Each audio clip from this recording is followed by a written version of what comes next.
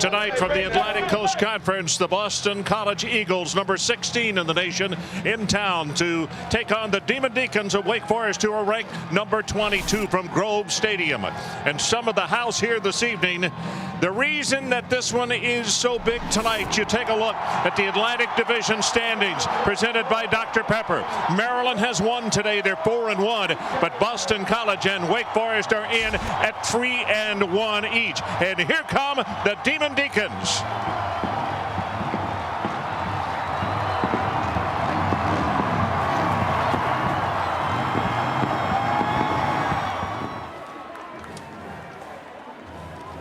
And Ryan Oliger will kick off. He was the young man who was suspended back a couple of Thursdays ago against Virginia Tech. And of course, Steve Apanafagis came in and has had just a wonderful time kicking the ball on PATs and field goals. Moore, one of the deep men, along with Marion. Oliger with the kick. This one is returnable. High spinner taken at the 9-yard line by Marion to the right. 25-30, 35-40, one man to beat, and he will be tackled just shy of the 50-yard line. That is a 40-yard return. Did that look reminiscent of anything we've seen? Clemson, yeah, a couple of weeks ago. He almost took it to the house against them. So let's talk about the young quarterback. Probably the best thing you could say is he should not even be here. He was going to be a guy sitting on the sideline carrying a clipboard. Well, he is the starter and has been all year because of injury. And they've talked about maybe this week putting a little more on his plate. Just one interception in 117 attempts, best in the ACC in turnover ratio. So the first play from a shotgun, and they go with the run, and that goes to the wide receiver, or former wide receiver, Kenneth Moore. And he will take it for about 3. Let's take a look at the Wake Forest offense. 151 yards rushing per ball game. That is third best in the ACC. And it all starts up front with the offensive line. Steve Ballas, Lewis Frazier, Steve Justice, the center, DeGear, the right guard, and Jeff Griffin, the right tackle. And tonight they get back left tackle R.B. Jones. He'll play about half the snaps. Ballas will move over to the right side at tackle. Talk about BC's defense in just a moment. With the second play from scrimmage, again from shotgun. This pass rifled, complete, good for the first down, and that's going to be Nate Morton, the redshirt senior out of Harlingen, Texas, who threw a touchdown pass against the Clemson Tigers. Defensively for BC, 10th in the nation in rush defense. In their last 4 games, they've allowed only 28.8 yards per contest, and they are mammoth at defensive tackle.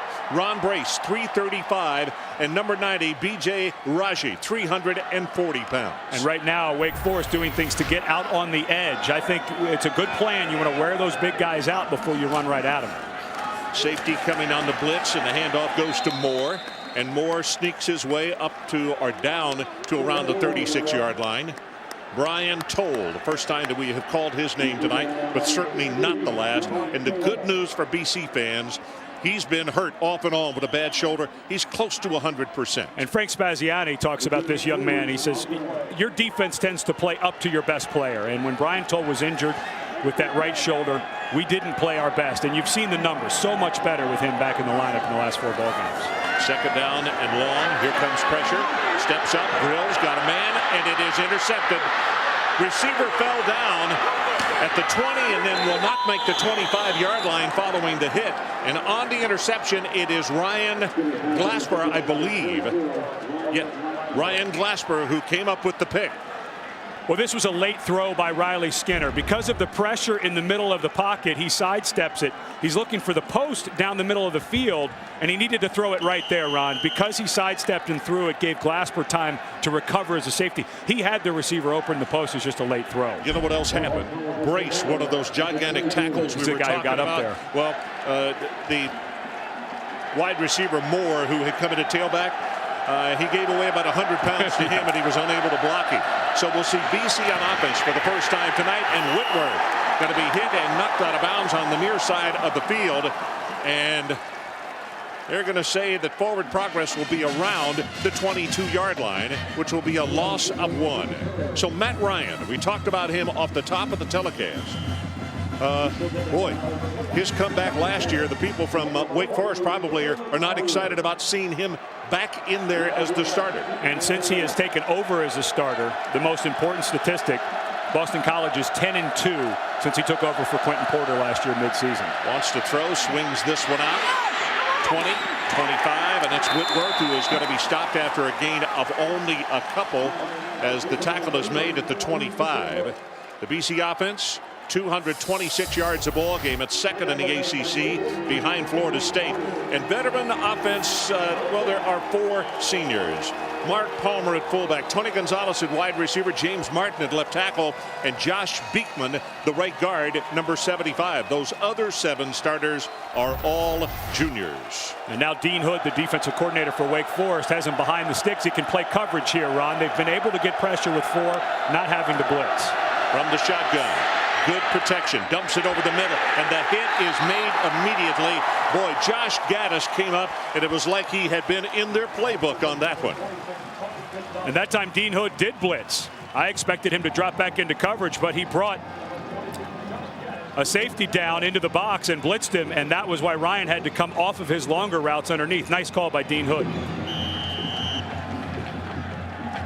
Idolette is the deep man. As you take a look at number 46, Johnny Ayers, first time that anybody has punted tonight. So the interception does not cost Wake Forest. Here's the boot. Boy, they almost got it. And it's a short kick. He may have gotten a piece of it. And the ball rolls barely across midfield, and they're going to have it at almost the same spot they took the kickoff return to. Riley Swanson is the man who got a piece of it. Only a 28-yard punt. Let's take a timeout. No score. Wake on offense coming up. So we are back. Number 16 in town to take on number 22 in the nation. Jim Grobe paces on the sideline, and you look at the turnarounds this season. Kent State Wake Forest, number 2 from 4-7 to 7-1. Quite a story. Pass out in the flat, caught it, and then the hit on Rich Belton. And I'll tell you, Riley Skinner, as a young quarterback's got to learn on a route like that. Get it down. You are going to get your receiver punished, and most of the times drop the football when you throw it that high. You know, it's interesting at the ACC media weekend back in August, it was Tom O'Brien who told everyone, listen, look out for Wake Forest because of all the veterans. They just don't play a lot of their freshmen. They redshirt almost everybody. This was the most veteran team in the conference coming back. And he said, don't let that 4-7 fool you. A little end around action here, and that's Marion. Marion tries to turn the corner and finally pushed out of bounds at around the 40-yard line, which will be good for the first down and a gain of almost 10 yards on the play. Glasper, who made the interception, came over to make the tackle. Now let's check a marker down on the field. Personal foul against Boston College.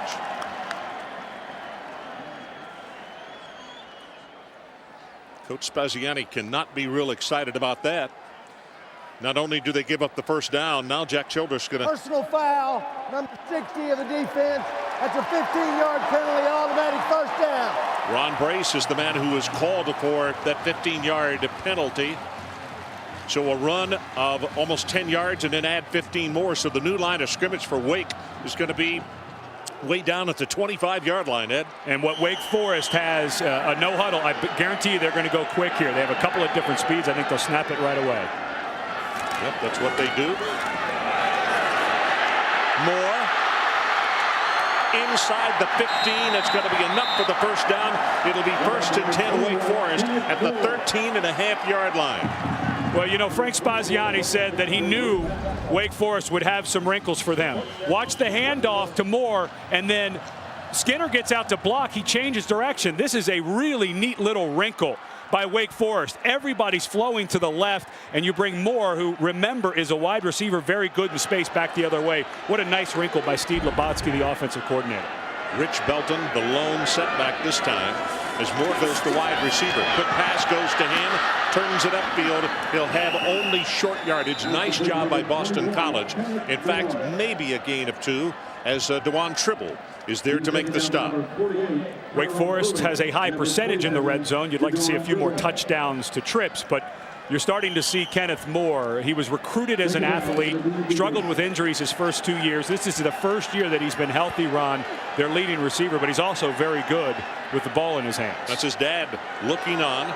Second down, let's call it 8. They need to take it. down inside the 4-yard line. Blitz coming, quick out pass, got it complete at the 10, and a nice sure tackle on Willie Idolette. Otherwise, Willie walks into the end zone, and it's Tribble who had that unenviable task of an open field stop on him. He did a nice job. Went low on Idolette. Idolette was battling an ankle injury this week, so maybe not quite full speed.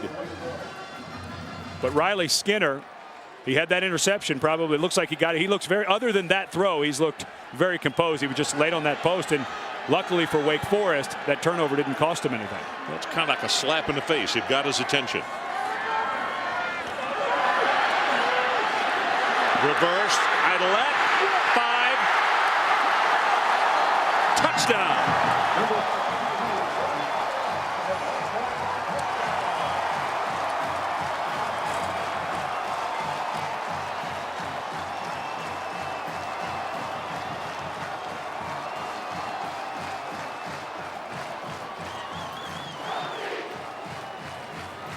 Swank to attempt the extra point and try to put the Demon Deacons out on top 7-0.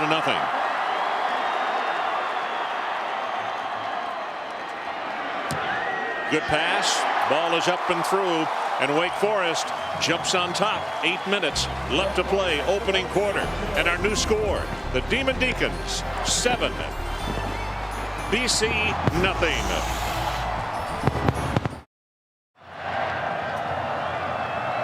Smith along with Calendar, the 2 deep men. Very high but returnable from the 5 of Smith. 20, 25, and he'll make it almost to the 30-yard line. So good field position for BC. Calendar in the ball game at tailback. Number 32, a junior out of Roselle, New Jersey. But a play action, reverses out, throws to the tight end Thompson, and Thompson will have the first down plus about 5 more yards. And let's take a look at the defense of Wake Forest.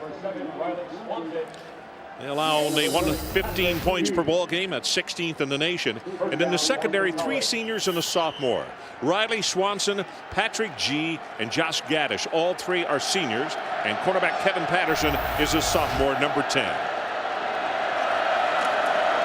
On first down, straight ahead, Calendar battles his way, but the defense is right there to be up to the task. They'll stop him after a half yard. And how about the impact players, Ed? Well, Tony Gonzalez is always making big plays. You get the feeling in a game like this they may need to step up late and throw one to him. Brian Toll, we already saw him make a tackle on defense. We'll see him down around the goal line as well. He's almost always in on short yardage.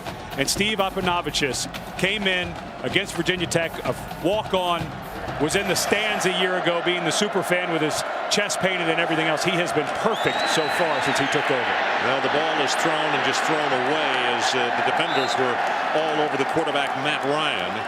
And good coverage downfield by Alfonso Smith, and pressure by Josh Gaddis, number 22, senior out of Durham. And early on, it's looking like Wake Forest wants to blitz Boston College more than they have. I think what Dean Hood is thinking is this has become a throwing offense for Boston College. When you played Boston College in years past, it was they're going to run it down your throat. Well, now he sees they've got Matt Ryan. He's not 100% on that ankle, and I think Dean Hood early on is coming after him. Well, big down right here, 3rd down. And BC needs to take it just inside the 47-yard line. Blitz coming off the corner. Gets his pass away. Got a man down there. A lot of pushing and shoving. And the ball should have been intercepted, and it was dropped. Boy, Gaddis was right there, and it just slipped away from him. And it's the left ankle. Let's not forget what ankle and foot is injured on Ryan, because this ball, if you throw this to the outside, it could have been a completion. A lot of hand fighting. If the ball would have gotten there, Ron, they may have called pass interference, but Ryan just not able to plan on that ankle with the blitz in his face, and he underthrew it. Second time that they have punted tonight. Ayers waits for the snap at the 31-yard line. Idolette, the deep man again for Wake Forest. Deacons lead it 7-0. Great coverage kick, very high, not going to turn over. Now takes a BC bounce, and it'll go dead inside the 15-yard line. That is quite an effort right there. Soleil will down it. It's a 44-yard punt. 6:07 to play opening quarter. Deacons 7-0. So the Demon Deacons about to go on offense for the third time tonight.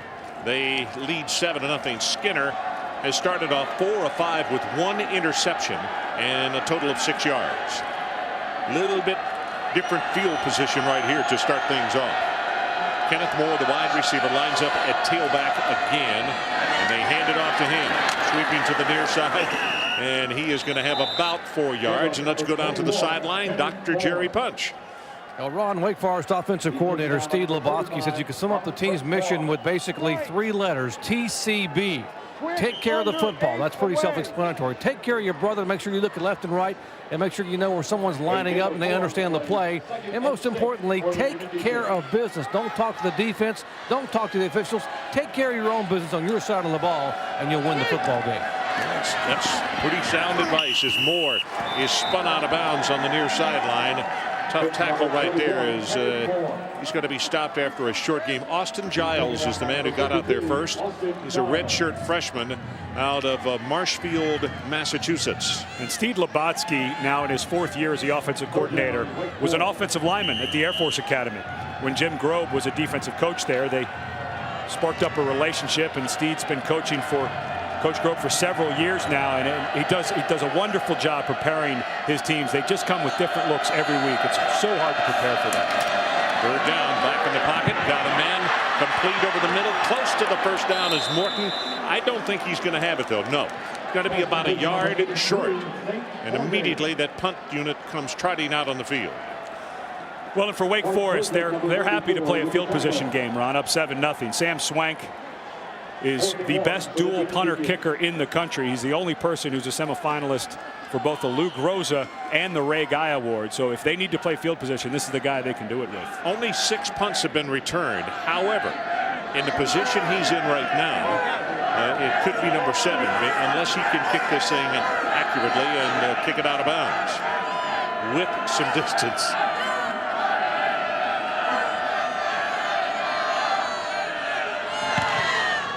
There's the boot, not his best, off the side of his foot. Fair catch is called for and made at the 48-yard line. So only 32 yards on the punt.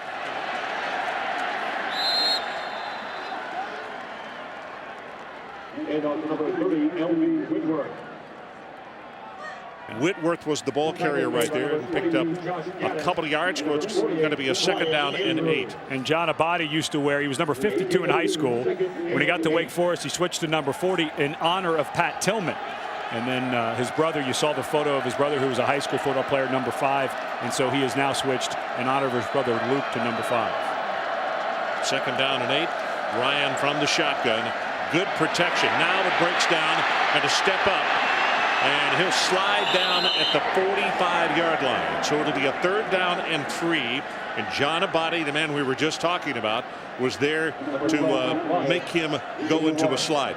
John, I think, had one of the really good original answers when people asked him again this year what he was going to work hardest on, and he said, becoming taller.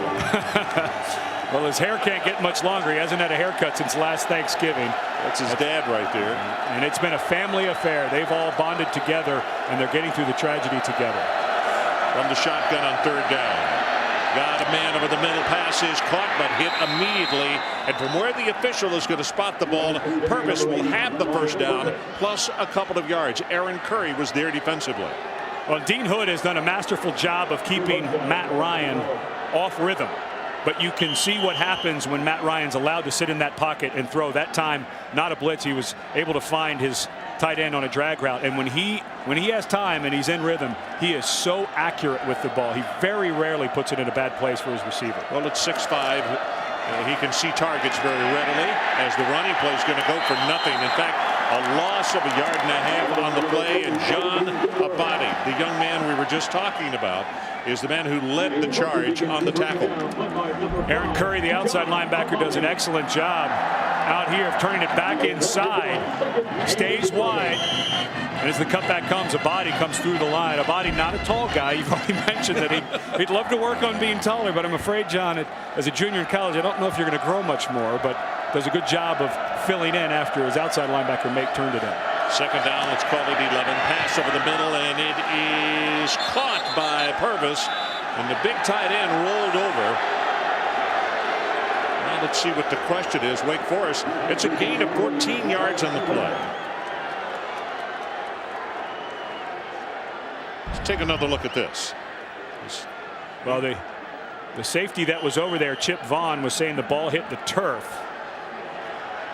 It sure looked like it to me.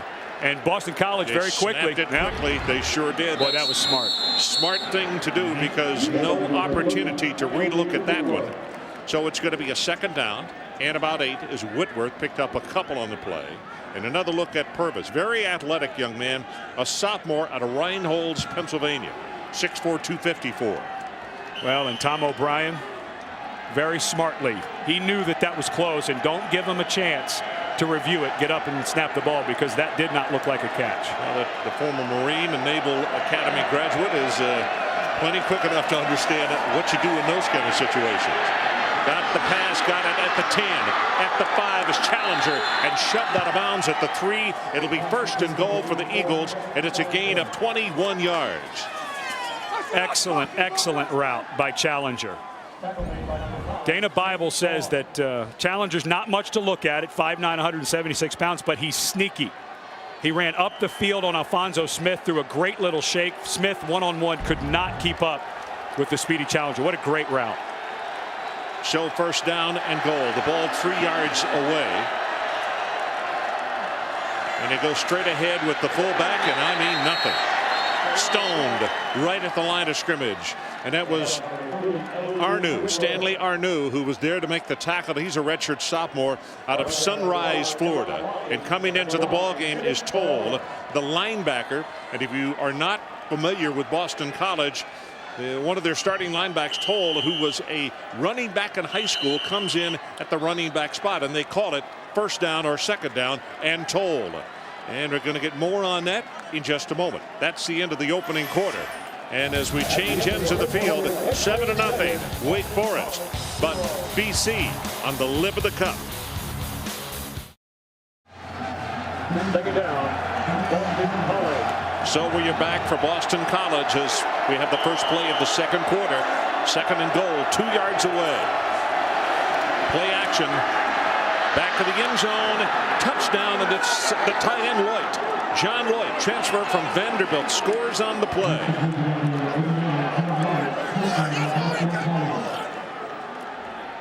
Well, that's what I suspected they would do. They were just at about the 2-yard line, Ron, and that's just a little too far for the linebacker come running back. And they don't have a whole lot of height. Boston College doesn't have a whole lot of height at wide receiver, so you go play action to the taller tight ends in that situation. Extra point, kick is up, and he's good. Up and up. Easy for me to say. Sid Vicious is his nickname. That's yeah. Either that or Steve. Yeah, one of the two.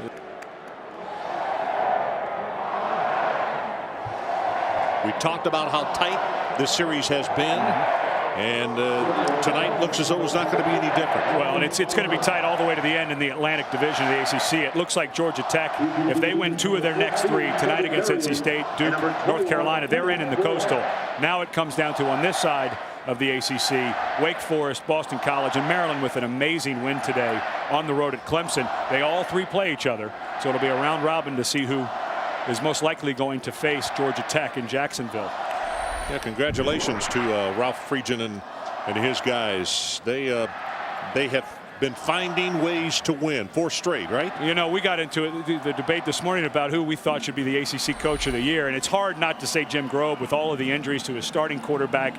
They've been through 2 running backs, and it's hard to say not. But boy, what Ralph Friedgen has done at Maryland, yeah, it's amazing. He bought into the system there. That last drive was a thing of beauty. Absolutely. It was a thing of Ralph also. Yeah. And Sam Hollenbach, their senior quarterback, played sensational down the stretch. Short kick going to be taken at the 6-yard line by Marion. And Marion is going to be stopped short of the 20. Kenneth Moore in motion behind the quarterback. Comes back, they give the ball to him, and he's going to go off left guard for about 3 yards on the play. Ryan Glasper is the man who makes the stop along with Dunbar. And one of the first things that you notice about Moore he is accustomed to catching the ball. And once he retains possession, he's in a more up and running position. And it's a little bit of an adjustment to run with the pad level lower. Yeah, well, especially with those 300-pounders in the middle. I mean, he's been out in space since he got here. So, but he's done a nice job. He looks good between the tackles so far. Here comes a blitz, and they throw a screen back into the boundary, and a nice job of reaction by BC.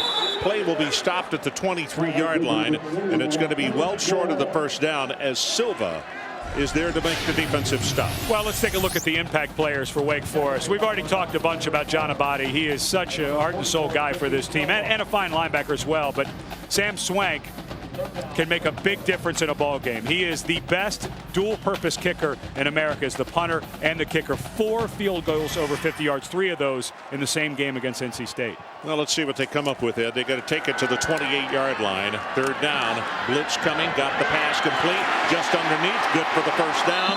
And Willie Idolette will step out of bounds up at the 33-yard line. Give him 9 yards, but most importantly for the Deeks, they're going to move the chains. Well, and they needed Idolette to step up, the senior, with Kenneth Moore, who was the leading receiver, having to go in with the injury to Micah Andrews and Kevin Harris last week against North Carolina. And Idolette was battling an ankle this week. He looks fine. He ran through that arm tackle to pick up the first down. He's had dings, as everybody does this time of year. He was injured against Ole Miss. It was not 100% a couple of weeks after that. Moore in motion.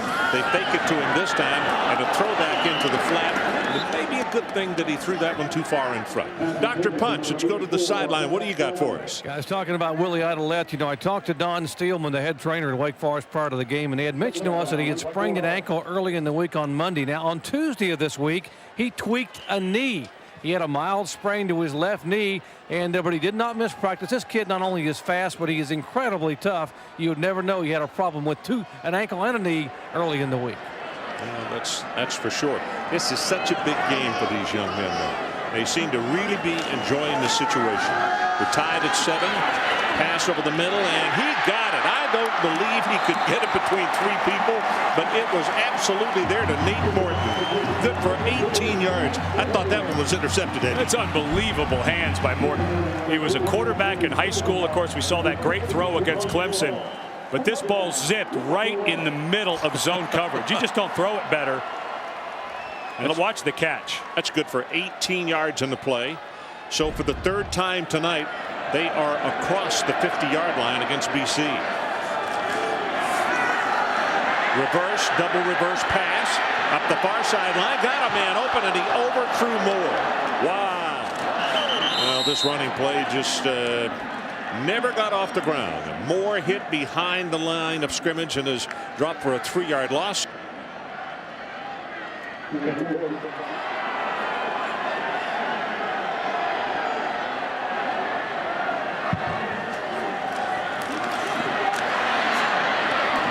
Pass caught and hit immediately after a gain of only 1. Let's make it 5. That's right. They had lost yards on the play prior to that. And it was Akins on the stop of Nate Morton. And so now it's punting time for the Demon Deacons. 2nd time that they've had to kick tonight. Boston College has settled down a little bit. It's so hard to get ready for this type of offense, Ron. All of that misdirection, and Frank Spaziani says it takes the aggression out of you, but they seem to have settled in a little bit, and they're not being bothered as much. Coach Spaziani, I think, is as good as anybody in the country, and very good at making adjustments early as the game goes on, as this ball is going to be caught at the 10-yard line with people all around Tribble, and they will take it over at around the 11. 38 yards in the kick. We're tied at 7 in Winston-Salem. So tied at 7, just over 11 minutes to play in this opening half. BC has already used 6 different receivers in the first half. Line of scrimmage to 14, and they want to throw as a flag goes down.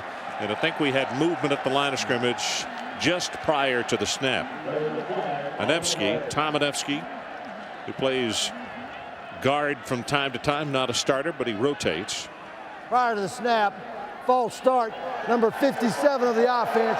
The 5-yard penalty. It's still first down. Well, Matt Ryan is still suffering from an ankle injury that he had in the first quarter of the first game against Central Michigan. A cold night, he was over there throwing, and it's that front ankle that you have to plan on, and the ankle rotates when you plan on it, Ron. So he's over there making sure that thing does not get stiff in some of the timeout breaks. He has to be pleased with the surface here at Wake Forest, though, because not as hard and would not be as injurious to an injury like he has had to his ankle.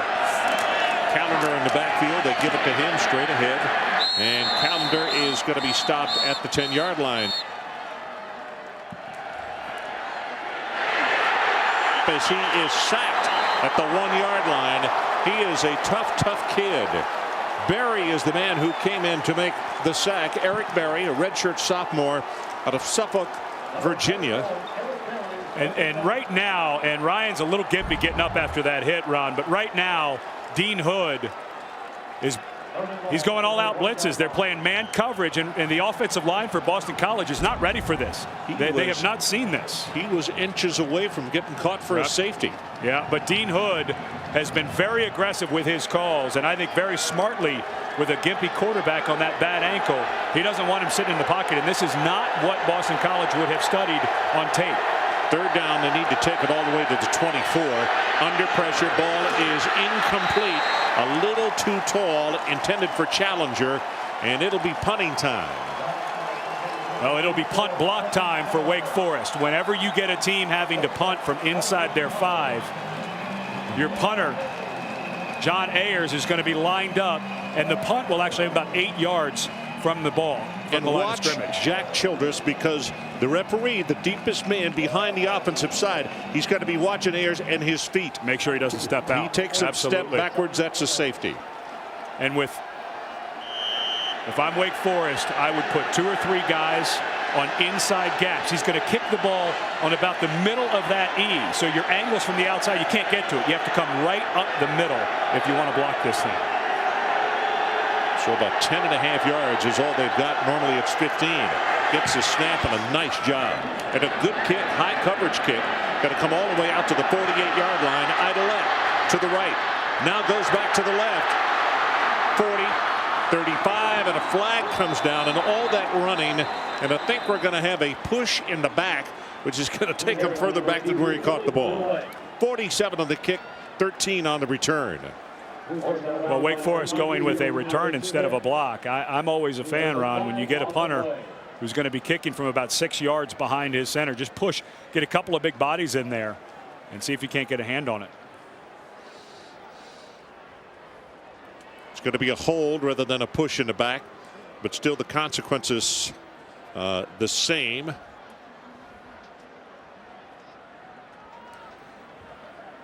That's the first penalty against Wake Forest. Holding number 29 of the offense. That's a 10-yard penalty. First down. So let's take a timeout. 8:54 left until halftime. Wake Forest 7 and the Eagles of Boston College 7. We'll be right back.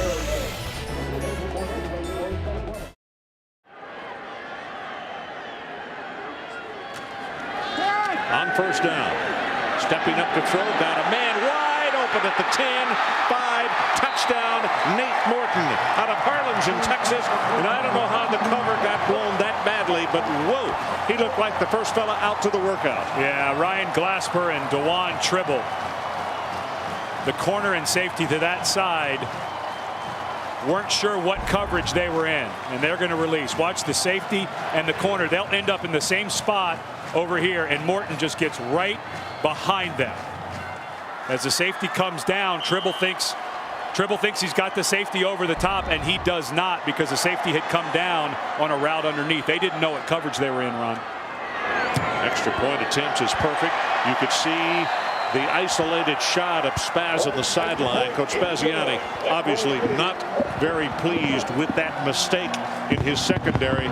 Wake is good enough. You don't need to help him out, and that was a lot of help right there. No, that was a mental bust. DeJuan Tribble, a junior, released Morton like the safety was going to be there in a cover 2 situation. That's what you would do, force him towards your safety. But Ryan Glasper, the senior safety, thought he was in man and had come down on an underneath route. So when Tribble let him go, Morton just snuck right through. And as any receiver will tell you, that's sometimes the hardest catch to make. when there's nobody around you and it's wide open and the ball hangs up there forever. Well, my first thought was it maybe, just maybe, Riley had a little too much mustard on it, but he didn't. The ball came down, and the receiver, Morton, did a nice job of running underneath it. So the Demon Deacons go back on top. You know, and Riley Skinner, they had when they had the change with Ben Mock, who broke his arm and dislocated his shoulder against Syracuse, Jim Grove, and then they lost Micah Andrews, their starting running back. He thought it was going to be more difficult to replace Ben Mock, and he said that's not been the case. It's been more difficult to replace Micah Andrews because Riley Skinner has played so well. And they told us yesterday that maybe we're going to give him a little more. They've been expanding the package more and more each week, and you're starting to see why they trust this young man. Okay, good. Jeff Smith just keep track of prepares to kick it off. Calendar, one of the deep men. Swing. Calendar and Jeff Smith, the two deep men. As Swank prepares to tee that thing up and kick it off. Crisp night here in Winston-Salem. High spinner, going to be returnable from the 8-yard line on the far side. Jeff Smith back to the side. 20 at the 25, and is going to be stopped right there. And let's take a look at Game Track, and what you'll see in the first half of play is all 3 touchdowns. First, a 9-yard run. This is Idolette as they pitched it back on a reverse, and he scampered in for the touch. Now this 2-yard pass right here to Loit, the tight end, number 89. But Skinner just a moment ago. Blown coverage, and Riley Skinner, just a redshirt freshman, Ron. He was not even supposed to be second string. Yeah. He moved up with an injury, and he's playing very well for them. Whitworth, the ball carrier. Very short gain in the play. He'll take it around the 28-yard line. And a red zone alert. South Carolina and Arkansas's 15 with the 1st and 10. No score in that ball game. How well has Arkansas bounced back from that loss early on to USC? Decided to go with Mitch Mustain, the freshman quarterback, but I think it's more about the running game for Arkansas. They're awfully good with the ball going downhill. So 2nd down and 9. On the shotgun. Steps up, now throws it over the middle, has it complete to the tight end, and that's Thompson. And Thompson got triple team as soon as he caught it. Lloyd, I beg your pardon, 89 rather than 85. All of those tight ends look as though they're interchangeable as far as size, about 255. All of them 6'4". They came out of the same press, didn't they? Well, it was central casting. Yep. And here is where Matt Ryan, I think, gives you some flexibility, Ron. In years past, you knew exactly what Boston College would do in 3rd and 1. Even though they'll be bunched up, you have a receiver coming down at the bottom, Challenger, and also Gonzalez up top. I think they can take a shot here. They're 1 of 4 on 3rd down conversions. And they keep it on the ground. They've got the 1st down plus some out to the 40-yard line. It'll be 1st and 10 as John Abadi came over to make the tackle on Whitworth. LV, a junior out of Milton, Massachusetts. 5'11", 216 pounds. And in fact, he looks as though that he might be able to, or is carrying a little bit more than 216. Strong runner, though. And Matt Ryan, his command of the offense, Dana Bible, the offensive coordinator and quarterbacks coach, has so much trust in him. Some of those times they'll go ahead and throw it on 3rd and 1 because they trust him so much. Stepping up, Ryan drills it, has it complete, and that is to Robinson. First time that we've seen him tonight.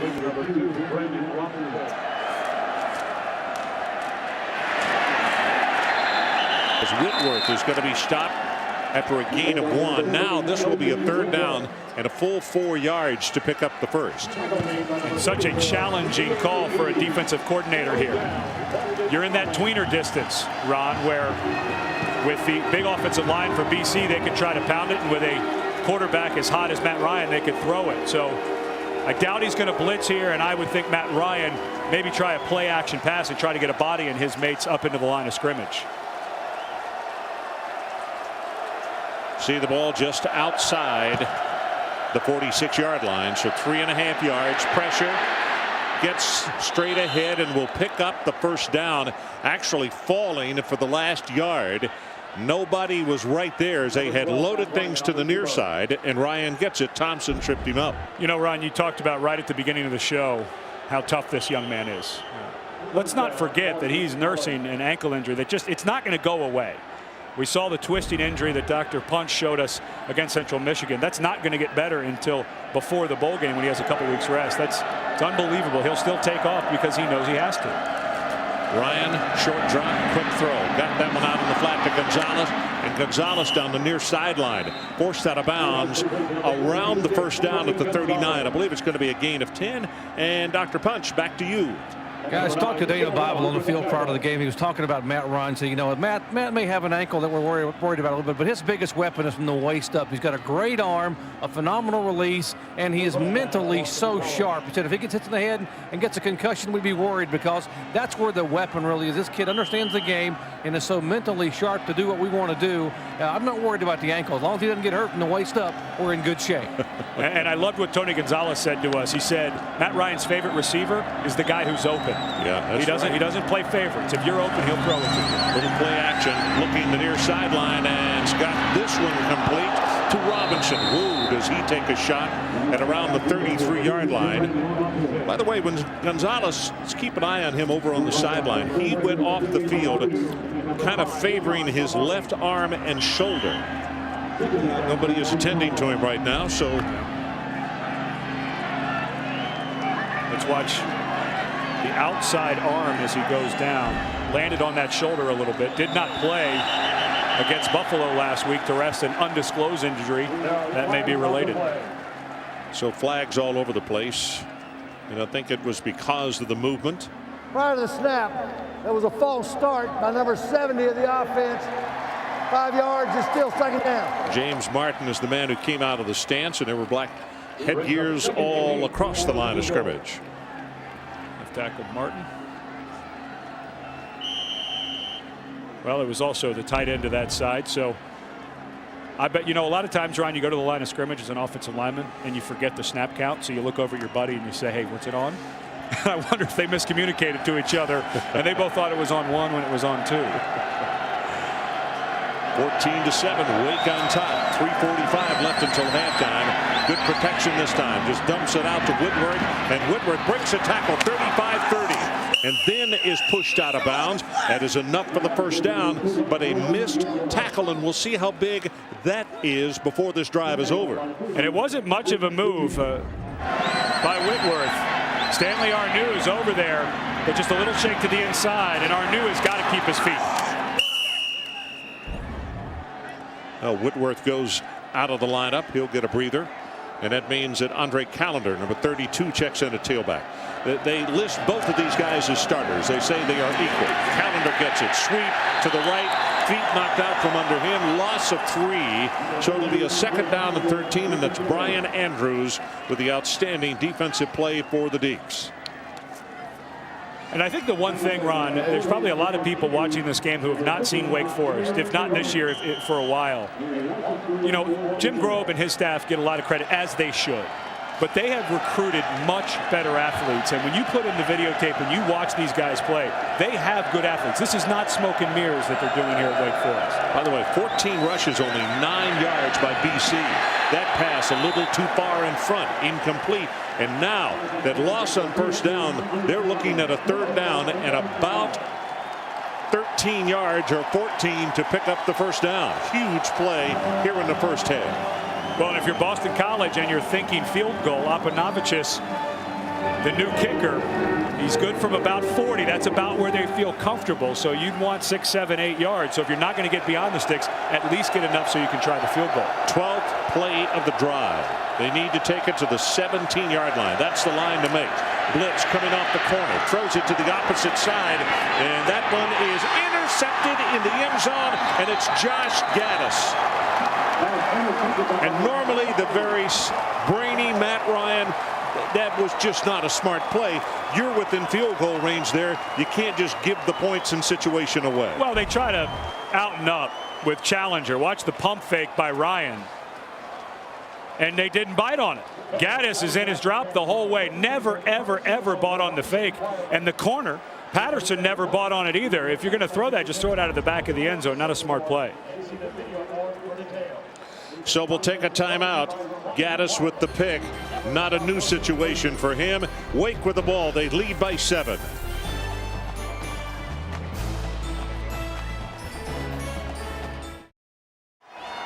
So we are back in Winston-Salem, 14-7. Wake on top, and look at the comparison with the quarterbacks. Very, very close tonight. But the score, 7-point lead by Wake, and what a defensive play by Brian Toll. The linebacker comes across to make the tackle behind the line of scrimmage. From the shotgun, pass out in the flat, got this one to Moore. And then look at that defense and how quickly they come in to cover. Boy, they were white jerseys all over the place as the pass was thrown complete. Dunbar was there, Pruitt was there, Toll was in the area as well. So the play is going to go really for a -1. But the clock right now, 1:19. There's a look at Gaddis. 11 career interceptions. And look at that number, folks. 4 straight games with an INT. And Wake Forest is such a challenging school academically. And he said our coaches are like professors. They break things down so well. And we know what's coming our way. That way, he read that absolutely perfectly, the out and up. Never came off his drop. BC looking to bring pressure off the left, and they do, which is the bottom of your screen, and they throw a screen pass right there in the flat, and nicely figured out there by a Norm. Well, and I think Boston College is going to use one of their timeouts here very wisely, hoping to get pretty good field position and save some clock here. Remember, the new clock rules, change of possession, it will start. And Wake Forest did a pretty good job of milking the clock there, Ron. They'd love to have picked up the first down, but I think their overall goal was to milk some more clock, so Tom O'Brien wants to save some. So here are the standings in the ACC Atlantic and the schedules that are left. Boston College, Wake Forest, and also Maryland. And it's hard to argue which one's the most difficult. They all play each other. You throw Miami in the mix there against Maryland and Wake Forest. Miami's still dangerous. I don't care what's going on down there. They're still a very dangerous team. But I think maybe Boston College has the hardest road. At Florida State, who put a whipping on Virginia today, Virginia Tech, and then at Maryland, and the great job that Ralph Regent has done. So even with a win tonight, they're not out of the woods. They'll be in command, but they wouldn't be out of the woods. You know, not only did Florida State win, but Mickey Andrews' defense, who did not play exceptionally well the week before against Maryland. When your offense has close to 500 yards, that's enough to win a ball game. And I have a feeling that it was a tough week as far as the defenders down in Tallahassee. Yeah, he got after him. And Tom O'Brien always does such a nice job of getting his team ready to go on the road. And yep. I think it comes from his military background. I do too. You have a plan. Everybody knows what to expect. The itinerary is set weeks in advance, and you can just focus on the trip. You don't have to worry about all the extraneous stuff. You just go focus on playing ball. You know, the other thing that he says is he tries to teach his kids, let's worry about us. Let's don't worry about the opposition. If we worry about us and don't make mistakes and lose the ball game, we've got a really good chance to come out on top. Well, they made that mistake in the secondary, Ron. Those are the exact same things they try to avoid. That's right. Low pass. Feels it nicely. Line drive kick. And it's going to take a Wake bounce. I mean, a huge one now. Inside the 35-yard line. All the way down to the 33. Watch that clock. Pass out in the flat. The ball was dropped. Now the question is, did Callender catch it and then drop it? Well, that's the way they're marking it, Ron. And they're going to run out of time here. Matt Ryan. Boy, that took a lot of time because I think he thought it was incomplete and that they would stop the clock. And what you always look for is for the official to throw the beanbag if, in fact, the ball is turned over. So only 5 ticks left on the clock. And I guess it's time for Hail Mary. Hail Ryan. He's got plenty of arm. His left foot, you know. Well, this is a play that the most famous play in the history of this school, isn't it? Too bad Doug Flutie is in the studio for ABC now. I'm sure he's watching intently. Yeah, why not give it the old heave-ho? Even if you throw the interception, who cares? The half is over. But typically, you'd like to roll out your quarterback because it gives you a little more time and he can wind up and really heave it. And with a gimpy quarterback, you'd think they'd roll him to the right to the field. If I'm Dean Hood, I might bring some pressure off of that side and see if I couldn't force Ryan to throw it before he wanted to.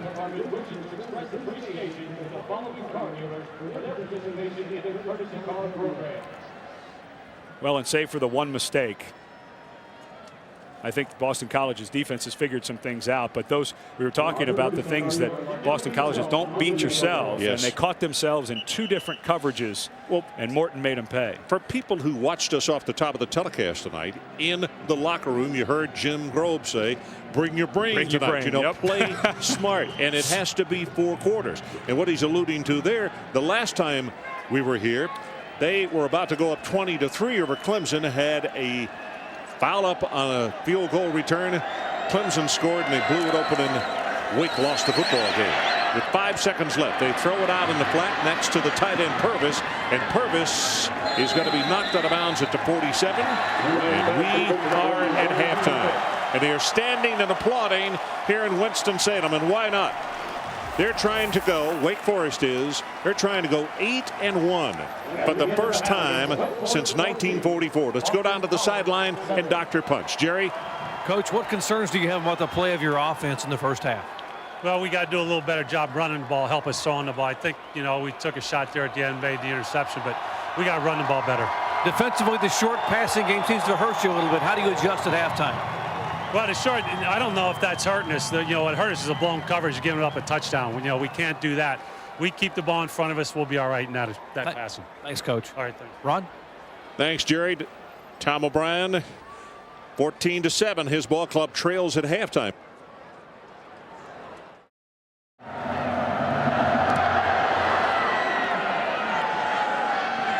Down at the 6-yard line, this is Smith. And Jeff right up the middle, 25 out to the 30.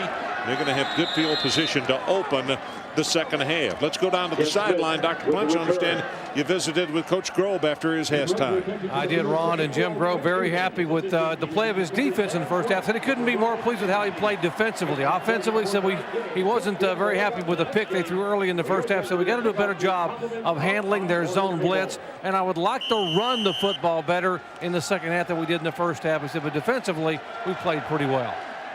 Okay, Jerry, thanks. Both of these coaches really very much on the same page as far as what they're looking for. A little influenced by pulling the guards, but they throw it back to the tight end Purvis, and Purvis is going to have the first down on the very first snap of the second half. Good for 11 yards. Well, excuse me, Ron, but right now, Matt Ryan, even with that bad angle, he's not 100%, but he's moving fairly well considering that he's still gimpy on that left ankle. Well, as you could see from the snap of the ball, the 2 guards pulled, trying to influence the linebackers and secondary.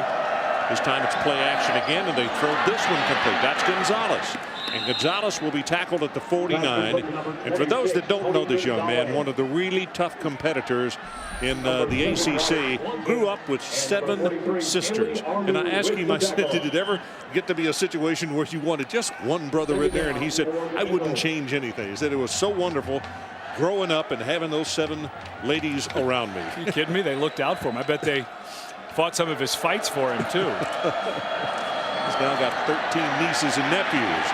As the running play with Whitworth will go outside to the right, and they pick up the first down is John Abadi, who's there to make the tackle. I'm going to say steps out at the 43-yard line. Red zone alert. Oklahoma on A&M's 2-yard line. The Sooners up by 4 in that one. You know, we just showed the Atlantic Division standings. Of course, Maryland with a great win today on the road against Clemson. And both of these schools, none of the players are talking about, hey, what bowl are we going to? They are so focused on, no, we're in the race, and that's what matters right now. That quick out pass is caught, and then, pretty good stick by Soleil on Soleil after he moves it upfield for a gain of close to 9 yards.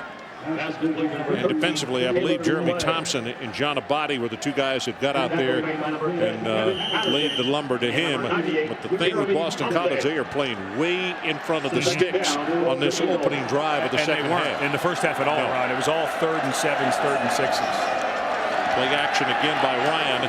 Right over the middle. Got this one to number 2, Robinson. And Brandon is going to have the first down inside the 30-yard line. So they're making this one look kind of easy right here, like a surgeon. And there seems to be a little more urgency to how they're getting to the line of scrimmage. They're starting to get into a rhythm. They never felt like they got into a rhythm offensively.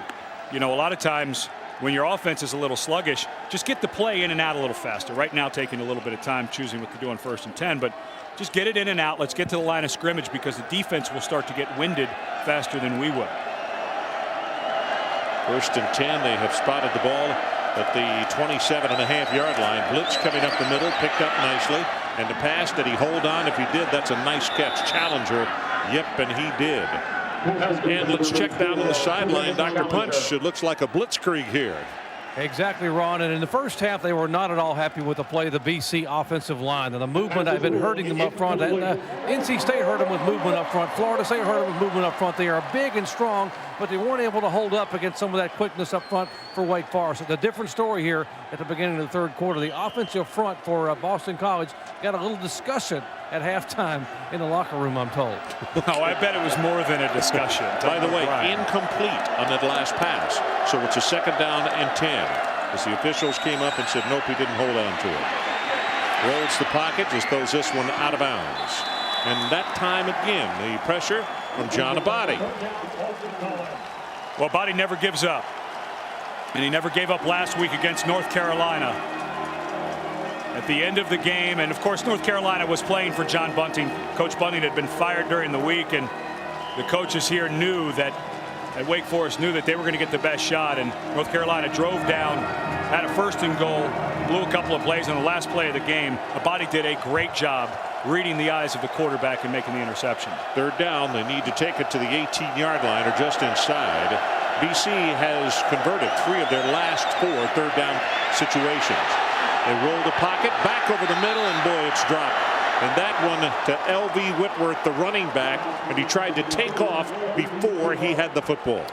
Well, and George Burton, the umpire, standing in his spot. And Whitworth not able to get around him to make that catch. I don't think he would have gotten the 1st down, but now you're in, this is tweener territory, and it looks like they're going to go for it on 4th because they don't feel like their kicker has this type of range. Remember, Aponovicius took over as a walk-on, and I like this decision by Tom O'Brien. So let's see, they're down 14-7. Line of scrimmage, the 27.5-yard line, and they need 10 yards. Ryan over the middle, got it complete, and spinning down, he didn't get it. Challenger got spun to the ground, and you can see where the yellow line is and where the official has come in and placed his foot down, and they're going to be a half to a yard short. In fact, Jack says no go. 1st and 10, Wake Forest. Great tackle, but again, I think it's the right call by Tom O'Brien to allow Dana Bible to dial something up and do this, because you actually end up with pretty good field possession defensively now. So we'll take a timeout. 14-7 Deeks. Just over 12 minutes to play. 1st and 10, Wake Forest, after holding on that 4th down play. They fake the double reverse, and up the near sideline, that's Marion, and Marion is loose. 40, 30, can they catch him? Not this time, and it's a distance jaunt of 81 yards. Touchdown, Wake Forest.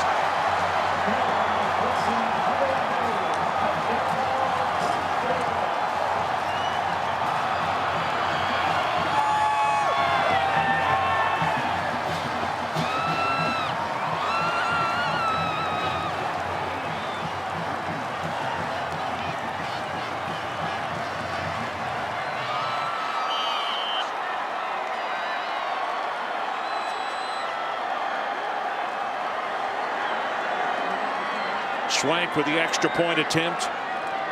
Ball is down and the kick is up and through, and I mean like lightning. Now, how much of an influence when they fake the double reverse? We're going to talk about that when we come back. On one way, coming back the other. 21-7. Demon Deacons on top.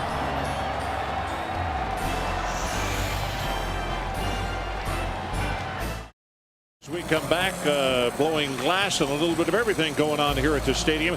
We can tell you that that is the 5th longest touchdown run in Wake Forest history and the 2nd longest TD run in Grove Stadium. Today, let's see, the longest run by Wake Forest since 1968. 81 yards on that one.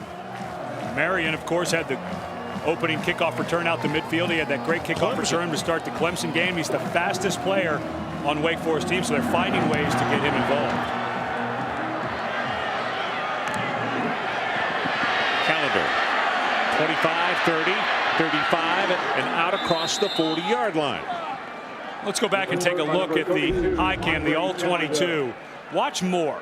He's going to get all the way down the field, and he springs the last block for Marion. As he goes down, he gets up. He saw it's right there. Watch the cut block at the bottom. And Marion is able to bounce it to the outside, Ron. If he couldn't have bounced that to the outside, it would have been tackled right there at midfield. But what an excellent job. Remember, Moore, wide receiver, leading wide receiver, had to move to running back, was lined up in the backfield. That's a long way to run. Great hustle. So from the 40-yard line of the 41, pass thrown, almost intercepted. Stepping in front was Riley Swanson. Second down and 10 for Boston College. Blitz coming right up the middle. Pass thrown, and boy, what a hit. Nice job defensively on Challenger.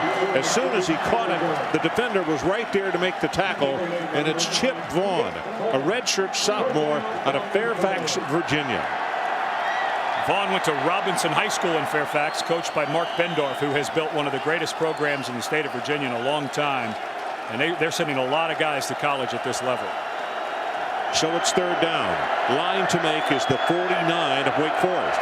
Blitz coming off the bottom of your screen. Gonzalez on the catch, and he'll be tackled at the 46-yard line, well short of the first down. And right now, Olmo is wearing black and gold. Jeremy Thompson there to make the hit. And the Mo you're talking about is not the bar owner from The Simpsons. It's the momentum in this stadium because they play so well as a team. Jim Grove said, bring your brain along, but they also play as a team. They don't care who makes the play. Someone just make it. What else did he say? 4 quarters. 4 quarters, not absolutely. 3. 4 quarters. We got a long way to go in this one. Tennessee had to find that out the tough way today against LSU, who came back in the 4th quarter to win in Knoxville. It looked like the right guard flinched when somebody from Wake Forest jumped in the neutral zone.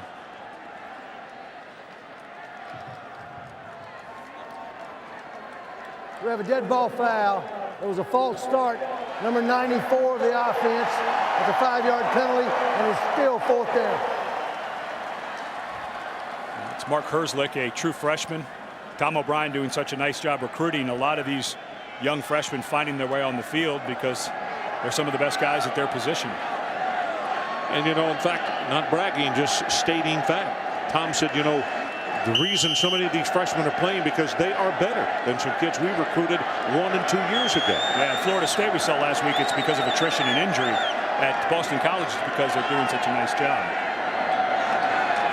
Here's the kick. Not a particularly long one. Caught at the 25. Idolette looks for space, and he will have none. Tackled at the 29-yard line. So 34 on the kick, 5 on the return. The Deacs with a 21-7 margin. Well, some very brave souls sitting on the end zone grass, which is the south end zone, and it's nippy here tonight in the upper 20s. Supposedly by this time, not a great deal of wind, but still it's kind of cold. But they're enjoying watching the local folks win this football game so far. Let's take a look at the game track, and this is how everything has gone. 21-7. Here's Idolette.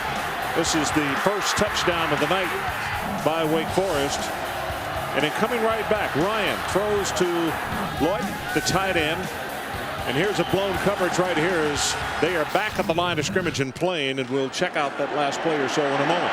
Moore reverses his field after there was nothing to the left and came back, and he's going to have the first down. 11 yards on the play. Well, this is the same play we saw earlier in the game. Watch the quarterback. They asked their quarterback to do a lot in this offense. How about be a lead blocker? He becomes the fullback here, and he didn't exactly blow up a nom, but he pushed him out of the way and opened up the hole. Nice job by Ron. That's all they needed. Oh, yeah. That's Moore. Tries the left side. And he knew it was going to be this way. From tackle to tackle, it would be difficult. He's not a real big human being at 6 feet 195. And red zone alert. Aggies on the Oklahoma one. It was told who made the tackle. But the thing is, it's so impressive about him tonight. I'm with the coaches. I can see there's not a question in his mind exactly what to do. He's not worried about blowing an assignment. It was interesting because it was Tim Billings, the wide receiver coach, who actually made the suggestion.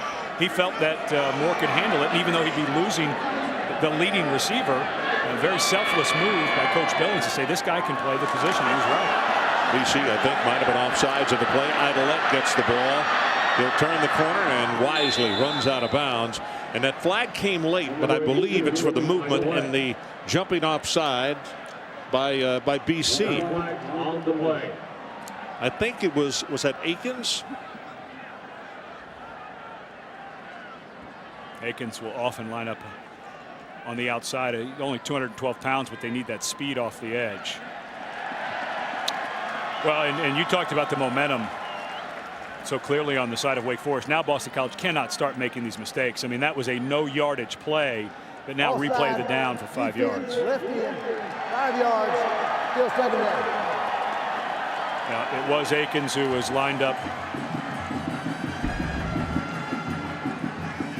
He's the outside linebacker to that side and just got a little jumpy, but you just can't make those mistakes, Ron. Well, this is Tom's teams normally don't do that. You could see there on the graphic a moment ago 5 penalties against them. There's the running play. Wow, they're just bulldozing right now. That's close to a first down as Renfret. Yeah, and Renfret's a young man, a freshman that the coaches are very hopeful for. He's 6'3", 260-pound fullback. And they really like his athleticism, and they told us, listen, we're going to get this guy involved in the game plan. We like him so much. Timeout for measurement. 7:51 left to play, third quarter. And it was a long distance job, 81 yards on a reverse by Marion. And that's how the Demon Deacons went on top by 14, and they just picked up the first down on the run by the freshman fullback. Only his 5th carry of the year, but they're going to start getting him more involved. And if you remember when Jim Grobe first got here, the fullback was a key to this offense because they do all this crazy stuff behind it, and then they get a big fullback just pounding right at you. So you think it's one thing, but really all it is a fullback dive and they catch you on your heels. Kenneth Moore gets the handoff back into the boundary. Unable to turn the corner, though. Nice job by the BC defense to knock him down. Brian Toll grabbed him first. Lunda Cone, let's check back at the studio with you.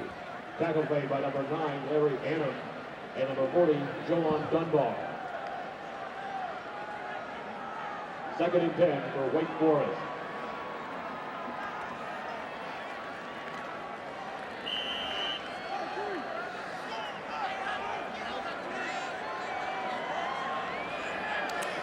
So for Georgia Tech, as we talked about in the first half, they just got to take care of business. Win 2 of their last 3, and they are in the championship game down in Jacksonville.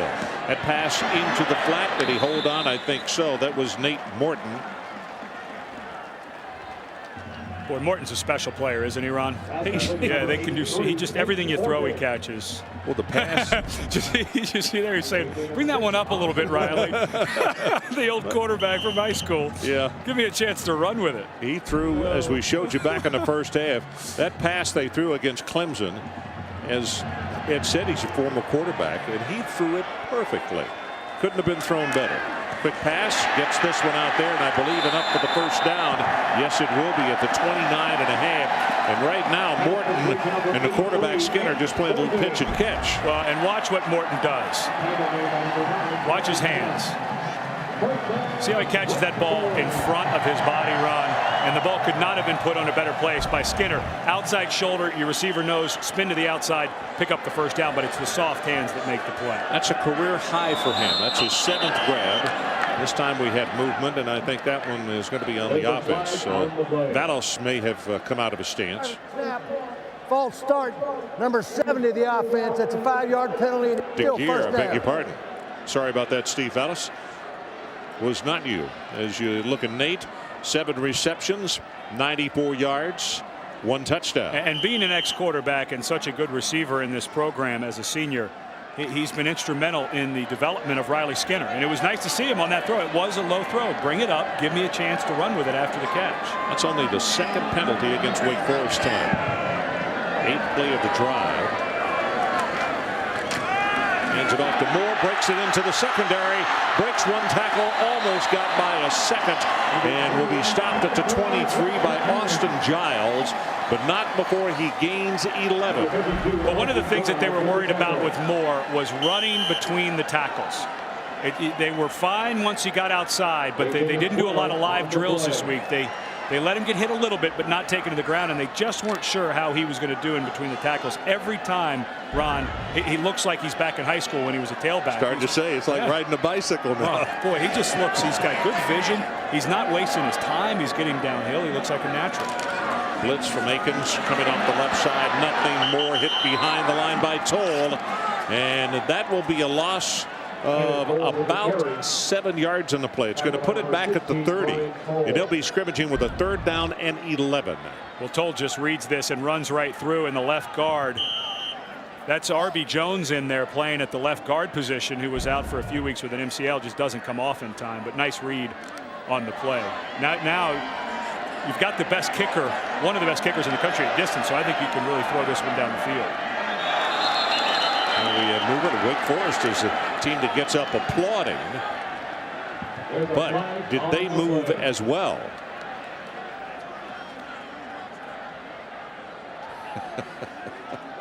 You can see Steve Justice, the center, signaling that BC moved. Prior to the snap, offside by contact, number 90, defense, 5-yard penalty. It's still 3rd down. B.J. Raji, and stop and think about something. We haven't mentioned his name tonight. They have neutralized him. Yeah, well, Wake Forest has one of the best centers, not just in this conference, but in the country. And boy, I tell you, that left guard, Lewis Frazier's lucky that contact was made, or else they would have called him. But Justice has done a wonderful job tonight slowing down those big bodies. They need to take this football just inside the 20-yard line if they want the 1st down. Aiken coming off the blitz again. Quick pass. Whoa, that one very close to being intercepted, as Anam was the man making the move on the ball, and it was Nate Morton they intended the pass for. Well, last time we were here, Ron, we saw John Temple, the holder. He muffed a snap and he tried to get up, and Gaines Adams knocked it out of his hands. And a lot of the coaches wanted a change of holders, and Jim Grobe said, nope, I'm not going to make that this last play of this young man's career, and he's done a fine job since, and he's got a great kicker to hold for. 43 yards will be the attempt on the far hash mark.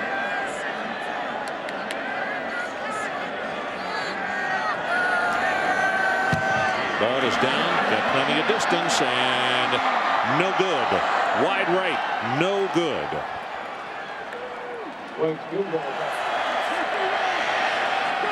Got a screen pass to Whitworth. Gets by a tackle, 35, 40.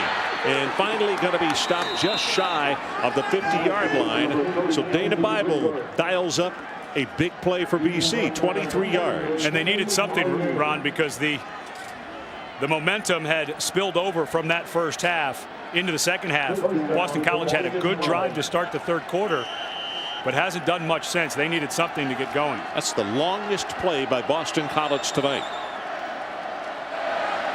Sets in the pocket. Here comes pressure, and he's going to be sacked. And I'm telling you, it was Tucker who just treated him like a rag doll. They just grabbed him with the shoulder pads and threw him down. Well, and it was such a nice move by Giles Tucker. Vote of his teammates right here. Watch the spin move back inside, working one-on-one with James Martin. He just set him up. Martin leaned on him a little bit, and Tucker, voted by his teammates as the best all-around athlete on the team, showed great footwork there. You feel an offensive lineman leaning on you, spin back inside, he's going to fall right down. Dover, New Jersey, his home. 2nd down and a long way. Pass out in the flat. That is to the tight end Purvis, and Purvis is finally going to be tackled up around the 41-yard line.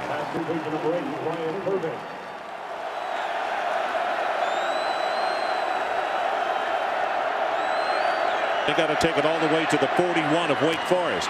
Out in the flat, got it complete, broke the tackle, and I think he picked up the 1st down. That is Saleh, Taylor Saleh, and with the 2nd effort, watch what happens. Well, they brought a corner blitz, so the safety comes over the top. That's Patrick G, and G just didn't finish it. He did not finish the play, and Saleh did. You hear coaches all the time say the most important part of a play is the finish. Saleh finished it, and G did not. Put an asterisk by that one should they score on this drive. This is Whitworth back into the boundary. and he'll take it for 1.5 yards. Alfonso Smith makes the tackle on him. Those are the little things that creep in that coach on the near sideline is going to say, hey, fellas, remember 4 quarters. Exactly. Right. Yeah, and that's what we asked him about the Clemson game. What did your team learn? He said 3 perfect quarters doesn't win a game, because they did play nearly perfectly for 3 quarters against Clemson. 2nd down and long. They roll the pocket. Still good protection. Drills the ball, and it is caught at the 32-yard line. It's going to be 3rd down and short. They'll need just a couple. And now Boston College going almost exclusively to the pass, Ron. A couple of screens. And I know that Tom O'Brien told Dr. Punch he wanted to run it, but right now 5 total yards rushing. I think they may have just thrown that part of their playbook away. Rich Gunnell is a young man that he's learning, basketball player in high school. 3rd down. They were just saying that the ruling was that it was caught. Yeah. Because that was a fastball in there. It's hard to see sometimes. Yeah, it was. The ball thrown that hard, if it skips or not. 3rd down, and they need to take it just inside the 30. The previous play is under review. Well, they'll see if it did skip in. And Ron, I think you're in that tweener place again. We'll take a look and see if that ball. Soleil does a nice job coming back to the ball. And it looks like he got his arm underneath of it. It squirted around a little bit in there. This should show us a little bit better. Yeah, I think he caught it. It looked like he got his hand and his knee underneath of it. Oh, wait a minute now. That backside, that ball looked like it may have come down on the turf, Ron. From the front, it looked like he got under it. That one, I'm not so sure. Even with replay, that's a difficult call to make right there. Yeah, you know, we saw today Maryland Clemson, they overturned a safety, and I didn't think they should have overturned it. This one from the backside. Let's see, does the ball, it's got to be indisputable video evidence to overturn this. Tough to, yeah, I think the ground may have pushed it back up, Ron. I think that might be an incomplete pass. Jack Childress with the headsets on, waiting to get the verdict from the gentleman up above. This is the exact area of the field earlier in the game that Tom O'Brien went for it on 4th down. It was 4th and 10, because you're in a situation where it's a little too far for your new kicker, and if you punt it and it goes in the end zone, after you on 4th down, you don't gain really much field position. So regardless of whether it's overturned or not, I think they're in 4-down territory here.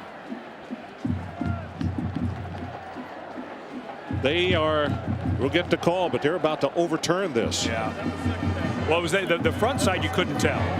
That one you'd say it was not indisputable, but from the backside it sure did look like that ball got down onto the turf. And this is the reason for replay, because when you have something that is so very close, then you go to it, you see that, and you help the gentleman out down in the field. Well, and what a big difference it makes being 3rd and short or 3rd and long if you're Wake Forest. So get the call right. That's right, because this would bring the ball back to a line of scrimmage of just outside the 38, which would be 3rd down at about 8.5 yards to go. But I still think this is the exact same area that Tom O'Brien, if they do overturn it, Tom O'Brien would go for it on 4th regardless of what happens After on 3rd. further review, there is indisputable evidence that the ball hit the ground before there was no catch. It was 3rd down. Boy, the roar from the crowd here, from the Demon Deacon fans. Well, and you've got to be careful if you're Wake Forest defensively. It's not over yet. It's 3rd down. Don't get so excited thinking, oh, great. Well, hey, we still have 3rd down. And if I'm Boston College, I'd run some type of screen here, Ron. Maybe a wide receiver screen to Gonzalez, or even to Whitworth, a running back screen, because I think you're going to go for it on 4th down. Here's the situation. Deacons 21, the Eagles 7. It's 3rd down. Let's call it 8.5 yards to get the 1st down. Retreating to throw, now stepping up into the pocket, and got a man wide open at the 10-yard line, and the catch is made. Challenger got free behind the secondary. It is 1st and goal, Boston College. That's good for 30 yards. Well, and Challenger was pushed out of bounds. That's why the referee's hat, the official's hat, is over there. Watch as he works to the outside. He's going to get pushed out of bounds. But in college football, if you are forced out of bounds, you can come back in, and as long as you establish yourself in the field of play, you're able to make the catch. First and goal. Back to the line of scrimmage from a shotgun. Ryan running for his life. Now just going to throw this one out of the back of the end zone.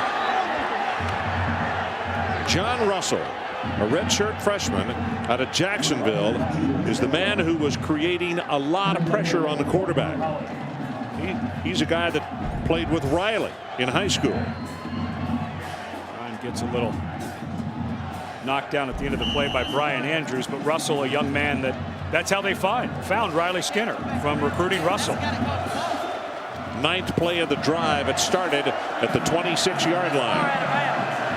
BC trying to get back in this one. They're down by 14. From the shotgun, they'll go with the running play. Cutting back into the middle is Whitworth, and Whitworth will go inside the 5 to around the 4. It'll be third down. John Abadi, who is in double figures on tackles, and I want to think that is his 11th stop of the night. Well, and now you're in that distance on third and goal, where it either has to be a draw or a throw, Ron. I don't think you want to risk another throw and get yourself the fourth down, or excuse me, another run and get yourself the fourth down. This is Matt Ryan territory. So here comes third down from the shotgun. 4.5 yards away. Sets, looking, now going to try to run it at the 5, at the 3, and he will not get in. The ball came loose at the 2-yard line. He never locked it away, Ron. Curry is the man who caused him to fumble the football. The officials are holding up a fist, meaning fourth down, so the ball is retained by the Eagles. Watch when he takes off. Matt Ryan never tucks this ball away. He's got to lock it away right now. Oh, he got it away okay. I take that back. That was just good defense. And now Boston College going for it, down 21-7. And I think this has a lot to do with the new clock rule, Ron. I think if it was a slower clock, I think Tom O'Brien would kick it, but he knows the fourth quarter is going to melt away very quickly. So Ryan again from the shotgun. 2 yards away, fourth down. He's going to keep it. Fake the run, took it into the end zone himself, and touchdown Boston College. Good strategy by Tom O'Brien to go for it there on fourth. I think you kick the field goal, and as fast as these games are going now with the new clock rules, you may not be able to catch up. You may not get enough possessions to catch up down 2 scores. Now you're down 1 score. Great play fake. Backside in bit all the way. And Ryan, bad wheel and all, slides in. And the head coach says, I can signal touchdown as well as anybody else. Trying to make it a 7-point ball game. And Steve knocks it home. But it's something that John Abadi and his family started doing. He looked up to his mom and dad and his sister and brother who come to all the games, and they started doing it number 5. And then sure enough, his teammates started seeing it. The coaches started seeing it. It's a lot of colleges do that. They raise the 4 like it's the fourth quarter. Let's finish out. And it's now become a thing across the entire stadium where everyone starts to hold up the number 5 for John Abadi and his family. John has 12 tackles, 1 tackle for a loss, and 1 forced fumble. And we still have got a quarter to go. As you look at his family on the sideline, and in 13 seconds, he'll be holding up those 5 fingers for the fourth quarter. That's all we have left in this third stanza.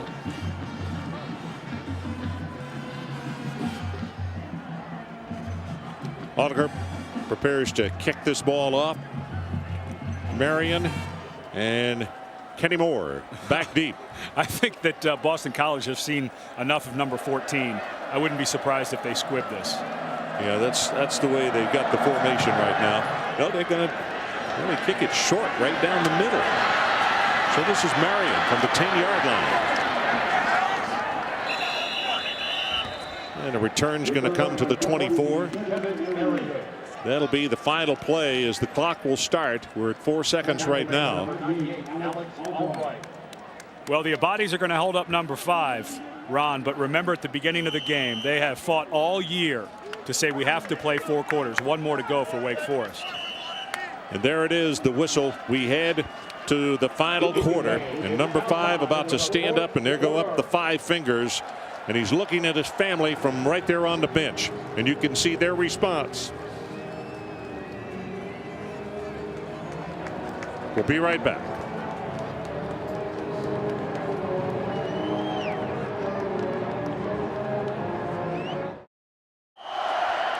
So we are back for the final quarter of play. Wake Forest 7 in each quarter, and Boston College 7 in the second, 7 in the third. That's how we stand. 21-14. And it's first down for Wake at their own 24-yard line. Short drop, quarterback draw. Has 5, and that'll be the end of the road. Smart to go down. Let's go to the sideline and Dr. Jerry Punch. Jerry? Guys, I am with Mary Ann and Stephen Abadi up here, and folks, I just can't imagine. What does it make you feel like when you hold up the 5 fingers at the beginning of the fourth quarter to honor Luke? It's just a great way to honor Luke by our family, for John to identify that the fourth quarter is Luke's quarter. Change his number in honor of his brother, and it's just a great way to pay tribute to Luke. Mom, when John said he wanted to wear that number 5 to honor his little brother, what were your thoughts? Well, at first I wasn't sure if I wanted him to do it because 40 was his number. But then I knew that Luke was they were so close, and I knew he was going to do it. So, yes, I'm proud of him. It's a great way to honor Luke. So. And he says you guys have not missed a single game. You've been to every single football game to see him raise those 5 fingers at the beginning of the fourth quarter. Absolutely. It's just been an honor to have the whole Wake Forest fans do the same thing now. It used to be a family tribute. Now it's a Wake Forest tribute. Thank you so much for your time. We are going to the championship. The Abadi family, guys. Okay, Jerry, thanks so much. Great hustle there. Second down and 1.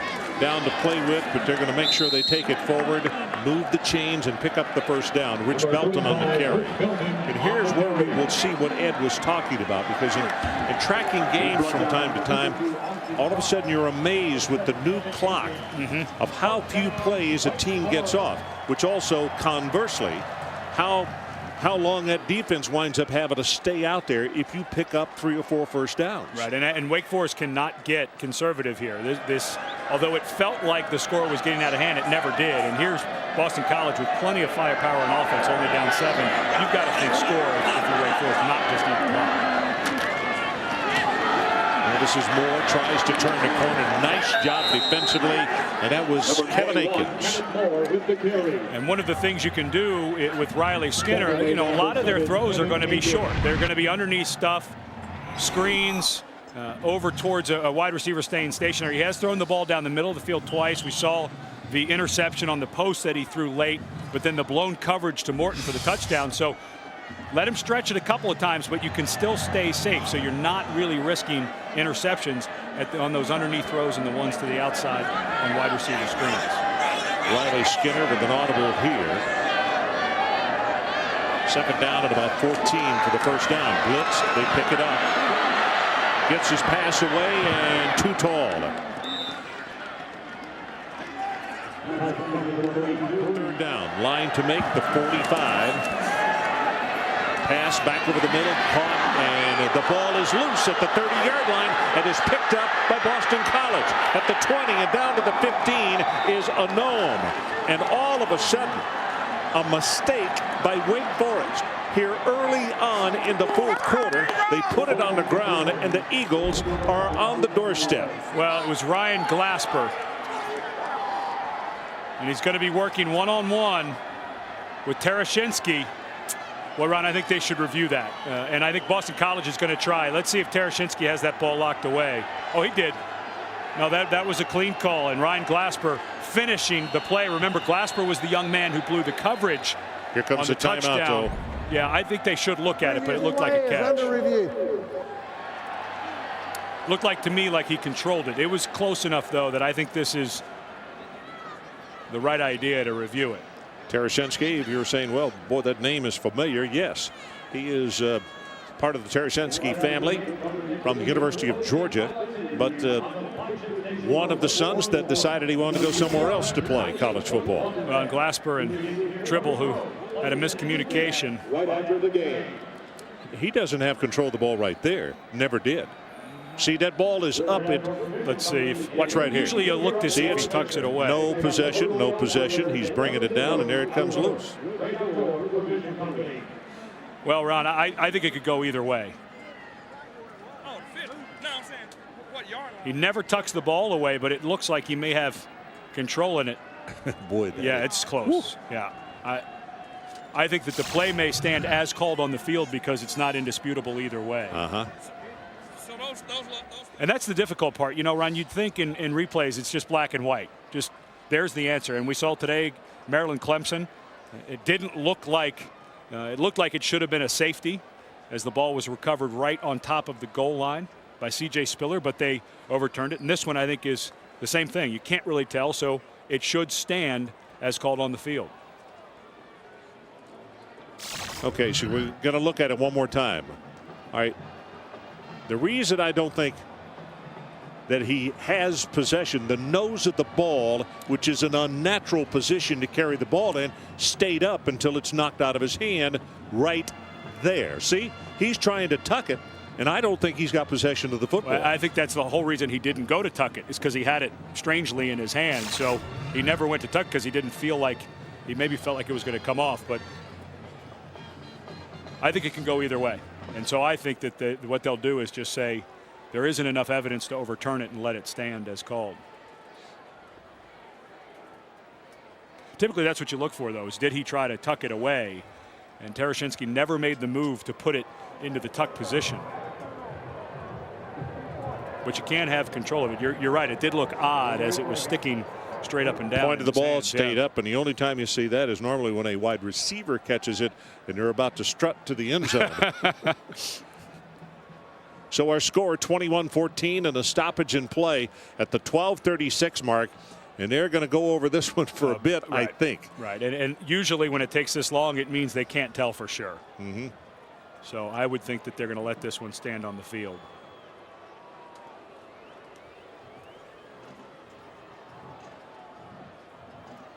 And it took about this long today in that Maryland-Clemson game. They looked at that play over and over again.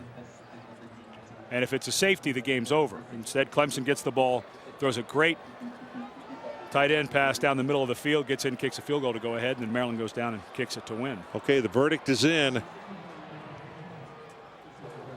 After further review, video replay has determined that the pass was not caught.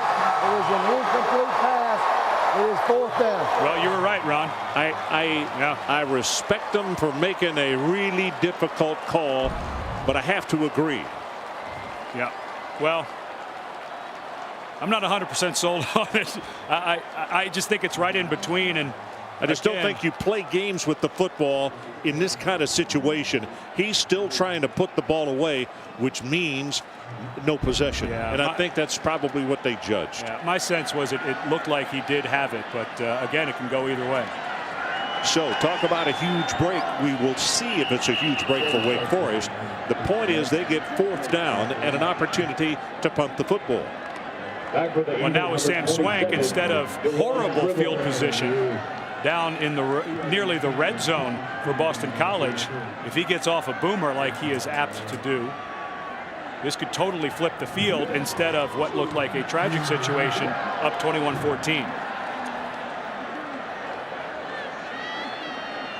And you see Wake Forest, the up blocking backs, everybody coming up and double checking, making sure that their assignment, that they know exactly what it is. Because it looks like Boston College, with all those bodies, may try to run into that swinging gate and try to block it.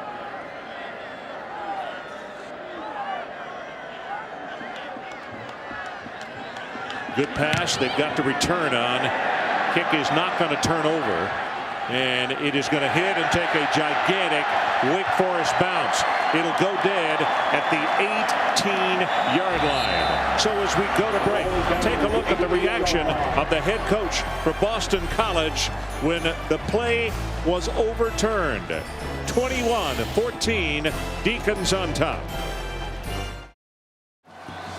12:37, that's what we have left in the ball game. The ball would have been, without changing the play, at the 14-yard line. But with the punt, it flips the field, if you will, with the expression, 68 yards.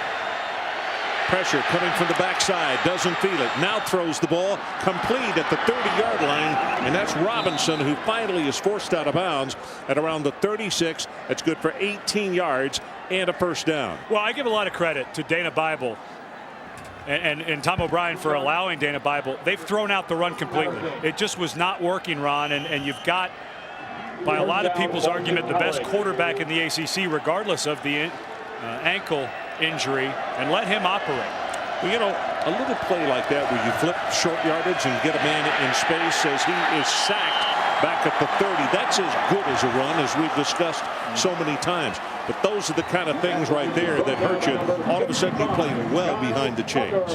Well, Giles Tucker with his second sack tonight. He's going to work to the inside. And Beekman, who was the center, was working one-on-one on somebody and couldn't come back off. They couldn't make the switch back to the inside. That's just a good athletic play. That didn't look like a called stunt to me. Third time that they have sacked the BC quarterback. There again, chipping away. Robinson breaks a tackle, goes out across the 40, and they're going to give him forward progress to the 42. So it will be third down, but now all of a sudden they only need about 4.5, 5 yards. Well, and you're starting to see some missed tackles by Wake Forest. Mike Simmons that time has that ball with only about a 2-yard gain. And these guys from Wake Forest, they talk about playing 4 quarters. We have to tackle for 4 quarters as well. Third down, they've got to take this ball to the 46.5-yard line. Bryant steps up, he's going to run it. Got an open area, first down and more. Slides down at the 45-yard line. That's good for 12 more yards. John Abadi a little slow getting up. A little gimpy on his right ankle. And boy, talk about a tough competitor in Ryan. He's not afraid to tuck it and go. And Dean Hood, the defensive coordinator, I think, Ron, I think he's got to take some chances. Right now, they're only rushing for. Excuse me, Abadi just went down. They're going to have to call a timeout here with the official, with the trainers going on. I'm sorry, Ed, go ahead. Well, you don't want to lose that guy. Even if in passing situations he does not come off the field. We mentioned as we came into the fourth quarter, 12 tackles, 1 tackle for a loss, and a caused fumble. And in fact, they're now saying 13 tackles for him.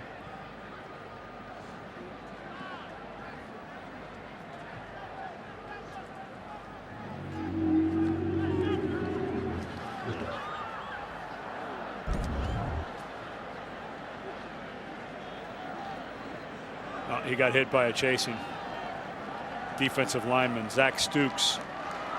He's chasing. You see that so often, Ron.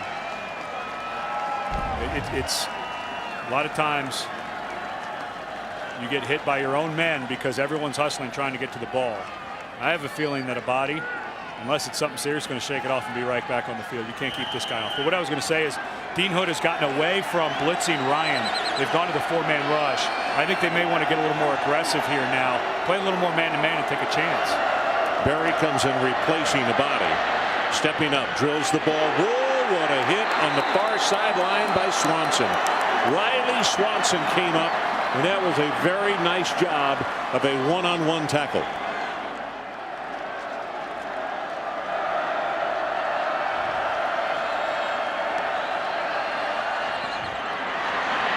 Swinging the pass out to Callender inside the 25, and now he's inside the 20-yard line. That's good for 24.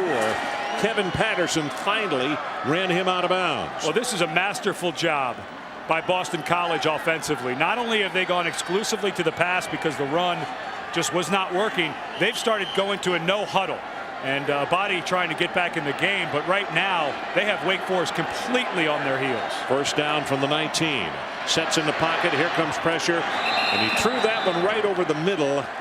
I'm not sure it was Tucker coming with the pressure, but I saw a lot of black jerseys. I didn't see any white ones. Purvis was close. He was in the neighborhood. And the way Abadi's favoring that knee, I can't tell if he's trying to shake it off or if he's limping. He may just be trying to shake off whatever happened. But boy, I really like this, Ron, going to the no huddle for Boston College. Total change of tempo, and the momentum is now squarely in the guys on white jerseys. 10 minutes left in the ball game. Right over the middle, drops it off, and that's Callender. Callender breaks the first tackle, and he'll pick up 3 more yards after the broken first tackle. He's down to the 12-yard line, and it'll be 3rd down. Boston College. Line to make is around the 9-yard line. Alphonso Smith on the stop. And this speaks volumes about what they think they have in Matt Ryan. Dean Hood madly trying to get calls in. They have not run a blitz this entire series. I think they've got to start thinking about it. 9.5 minutes left in the ball game. Clock really moving along quickly. Ryan steps up and throws the ball and almost gets it complete at the 15. There are flags. Somebody just said in my ear, flags. No kidding. You think? I mean, there's one in every corner. I thought it was flag night. Thompson is the man who was coming with the pressure initially.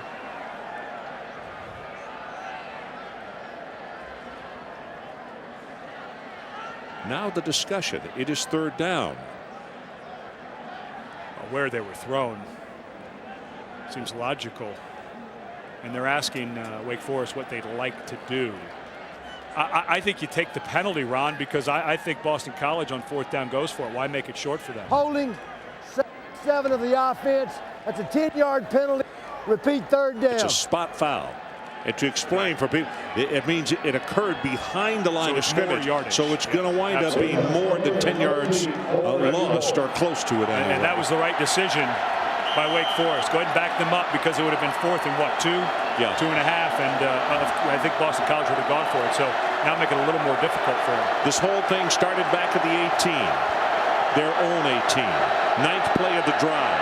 Steps up, goes for the end zone, got a man down there, and it's just a little too far for Brandon Robinson. Boy.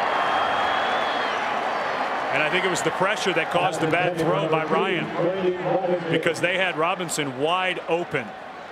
And so now, because you take the penalty, Apanavicius has to come on and try his first field goal of the night. He's perfect on the year so far, 5 for 5. But I think this may be the biggest pressure kick this young man's ever tried. It's going to be a 40-yard attempt from the far hash mark. Good pass.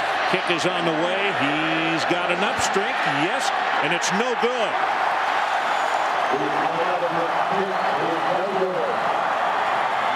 Well, the walk-on who didn't play high school football at Easton High School in Easton, Pennsylvania, I think that's the most pressure he's been under. The Virginia Tech game was a big game, but they kind of ran away with that one. So a game tight, he didn't make it.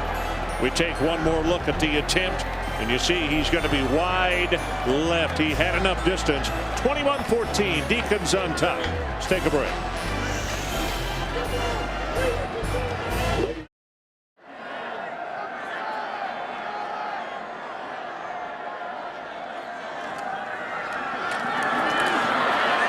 Pass complete. Tackle broken. 20-25. Willie Idolette, I believe, no, just short of the first down as he's out of bounds at the 30. But that is everything that play is predicated on, to get out, single coverage, break the first tackle. And Idolette's, Dr. Punch reported earlier, had a knee and an ankle this week. He's run really hard for a guy on a gimpy leg. Big play right there to play so far in front of the chains. Here's Moore, reverses his field, spin move, and because of that, I think he just picked up the first down. In fact, he did at the 33. Joan Dunbar was there to put the stop on him. You always, when you watch games, it seems like the defense starts to run a little slower in the 4th quarter. They have a little harder time making tackles. Remember that the offense doesn't have to chase the ball on every play. The defense has to pursue every single play of the game, and so they start to get a little worn out. Total yardage only 14 in the 4th quarter for Wake Forest. Moore straight ahead. Could not break that tackle. And it's going to be back to the line of scrimmage, so a 2nd down and 10 as Nick Larkin was there to make the tackle. And I'll go back to what I said last time Wake Forest had the ball. I mean, they dodged one with the holding call against Boston College on that last drive, but I know they want to milk some clock, but I think they need to think score here, even if it's just a field goal from Swank, because Boston College is too good on offense so far. Looking to throw, going long, and that one is intercepted by Jamie Sylvia. Silva. Jamie Silva with the pickoff and a ball that was just well overthrown. Riley Skinner coming into the game only had 1 interception on 117 attempts. He now has 2. And both of them were on poorly thrown deep balls. Silva dropping in the middle of the screen, just reading the eyes of Skinner the whole time, and he falls away and lets this thing fly for Idolette. And Silva did an excellent job. So Boston College quickly back to the line of scrimmage. They have it at the 25-yard line. Clock running at 7 minutes and 40 seconds. Here comes pressure. Throws it out in the flat. Complete, and the tackle made. Purvis is hit, and it maybe is a gain of a yard on the play, and that's about it. As Josh Gaddis was out there to make the stop. John Abadi was the man applying the pressure on the quarterback, Matt Ryan. And here is Boston College once again going hurry up. I think they realize Wake Forest is tired, and with the interception so quick by Skinner, the defense didn't get a chance to rest. These guys are worn out in black and gold. Here comes a blitz off the top of your screen. They throw back the other way. Robinson with the catch, and he'll be pushed out of bounds shy of the 35. Boy, that is still very close to a first down. And I think that the interception by Skinner has a twofold effect, Ron. Obviously, you don't want to throw an interception at this point in the game, but his defense needed a rest. They were dragged down the field on the last drive by Boston College. Well, here's a break right here with the chain having to come all the way across the field. Yeah. Everybody gets to get a breather. A little bit of a play fake, but with no running game. Just probably in there. That's a pretty good spot. That's a first down. They bring the chains in. So 7:01 showing on the clock. I guess the biggest point that Jim Grobe would like to make to his young quarterback is 1 and 2 first downs, particularly, and all of a sudden you got a situation where Boston College does have all 3 timeouts left, but you have really whittled a lot of time off the clock. BC in good situation here as far as the time left on the clock and 3 timeouts. Pass right over the middle. Got it complete. This time it is Tony Gonzalez, and he's going to be stopped at the 40-yard line. That's a gain of 5. Ryan sets to throw, going to run up into the pocket. Here comes pressure, and he wisely goes down at the 40. So it'll be 3rd down and 5 as Zach Stukes is there to make the tackle. And now again, I know I sound like a broken record, but we have not seen a blitz. A 3-man line right now, excuse me, a 4-man line from Wake Forest. And I think this is a situation for Dean Hood to bring a little bit of pressure. You don't want Ryan sitting in the pocket on 3rd and 5. Got to take it to the 45-yard line. Ryan steps up, throws it to his running back Whitworth, and he will have the first down. LV will go out across the 45 to the 47. Aaron Curry makes the stop. But the clock already is under 6 minutes left. And for Ryan, the 2 guys in the middle are going to back out. And so he sees a 9-man zone coverage. With the receivers downfield, he's able to get it underneath. There was nobody open downfield. You say, why would he throw it before the sticks? But Whitworth was his only option. Pressure coming from the top of your screen, the right. That pass thrown complete, and the hit immediately taken down was Megwa, Clarence Megwa, a young fella that they told us we were going to see in this ball game tonight. Swanson was there on the tackle. We shouldn't be shocked by this, Ron. In 2003, Wake Forest scores with 1:47 left to win. A touchdown in 04, 1:09 to win. Last year, Boston College 1:18 to win. So you just figure these are always going to come down to the end. About to go under 5 minutes to play. They go with a running play. Whitworth turns it upfield, has 5, has 10, fumbles the football, and the scramble for it. Wake says they have it, and they do. At the 5-minute mark left in the ball game. And coaches on the far sideline of Boston College look skyward thinking how and why right now. Tucker makes the recovery. First running play in quite a long time. And it came from the backside. I believe it was Eric Berry who did an excellent job right there reaching in on the ball, but that should not be enough to knock that ball away, Ron. I mean, give Barry credit for reaching in there, but there's no way that that ball should have come out of Whitworth's hands. It wasn't, you know, you see a helmet maybe off, but that was just a rake of the arm. 2 turnovers apiece. Boston College, I would remind you, has 3 timeouts left. And for Wake Forest, they give it to Moore. They stretch it out with the play toward the sideline, and Larkin makes the tackle, trying to burn as much clock as they can. It's going to be a 2nd down and long. He only picked up 1. Well, with 3 timeouts, Boston College is going to wait to see what happens on this drive, because if Wake Forest doesn't pick up the first, they don't need to waste it. They can save it for offense. If they do pick up the 1st down, then Boston College will have to start using those 3 timeouts. Riley Skinner in a shotgun formation. Demon Deacons lead it 21-14. Pass deep over the middle, and the receiver fell down. Morton lost his footing as he made his cut, and the pass was perfect. Well, and of course, Boston College, we're talking about those timeouts. Yeah, right when he went to gather.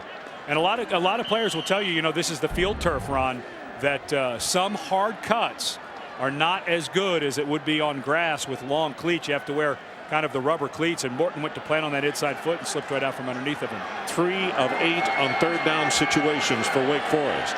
They need to take this to the 47-yard line. Otherwise, they got to punt it back to Boston College. Under 4 minutes to play.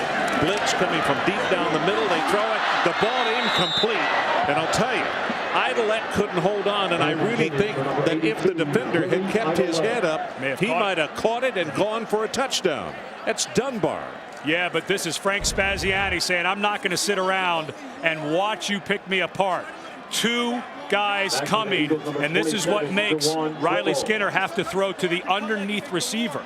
He throws off his back foot a little behind, but a great call by Frank Spaziani to force the young quarterback to come underneath on a 3rd and long situation. Swank with his 5th punt of the night. 3:52 showing on the clock. 7-point lead, Wake Forest, and here's the boot. This is his best kick of the night. Wobbly spiral, but all the way back to the 18-yard line and slides down at the 25. That was Tribble. So let's take a timeout. 45 on the kick and 7 on the return. 1st and 10 for the Eagles at the 26-yard. So Boston College back out on the field, and the clock shows 3:42 left. They're down by 7 points, and they scrimmage from their own 27-yard line. Callender in the ball game at tailback. Pressure, going to be hit from behind, and is sacked at the 20-yard line, and that is Smith. The 4th time that they have sacked Ryan tonight. Alfonso Smith coming from behind, missed him the 1st time by. And that is the very first blitz in the last 4 series that we have seen. Alfonso Smith comes completely unblocked. He was missed by Callender, and then the very quick cornerback recovers to make the blitz sack. again, this time off the top, and flags are down. And Wake Forest had gotten away from that, Ron. Remember in the 1st quarter, it was blitz happy Dean Hood, and he'd completely gotten away from that. And I was wondering why, and then he brought it back just in time. False start. Wow. Number 70 offense. They had already lost 7 yards on that last play. This is going to make it a 2nd down and what, 22? Boy. Well, now you think of what is it going to take in 3 plays to go 22 yards. So I would think some type of screen here and try to get, you know, half of it back to put yourself in a manageable 3rd down. And of course, Wake Forest is going to play coverage here. Callender in a tailback again. They fake it to him. Here comes pressure. Ball over the middle, and it is caught at the 34-yard line. And again, it's Megwad. Clarence Megwad is good for 19 yards. And Boston College is doing an excellent job of hustling. They're in that place now with 3 timeouts. They've got all the time in the world, Ron, but they don't want to waste any. They don't need to huddle. Ryan has complete control. 2:24, 2:23, and counting. Wake stays at home. Pass right over the middle, and again they go to the tight end. Actually, it was Gonzalez, number 26. Yeah, they just a really simple, ran 2 slants over to the left. And you can run your entire offense. When you have a quarterback like Matt Ryan, you can run your entire offense from never having to huddle. That's good for 10 yards. Now they're at the 45 with the first down. Ryan sets in the pocket, gonna go long, near sideline, a lot of pushing and shoving, and no flag. That was Patterson who had the cover on Brandon Robinson. And Robinson, a guy who had a breakout game against BYU.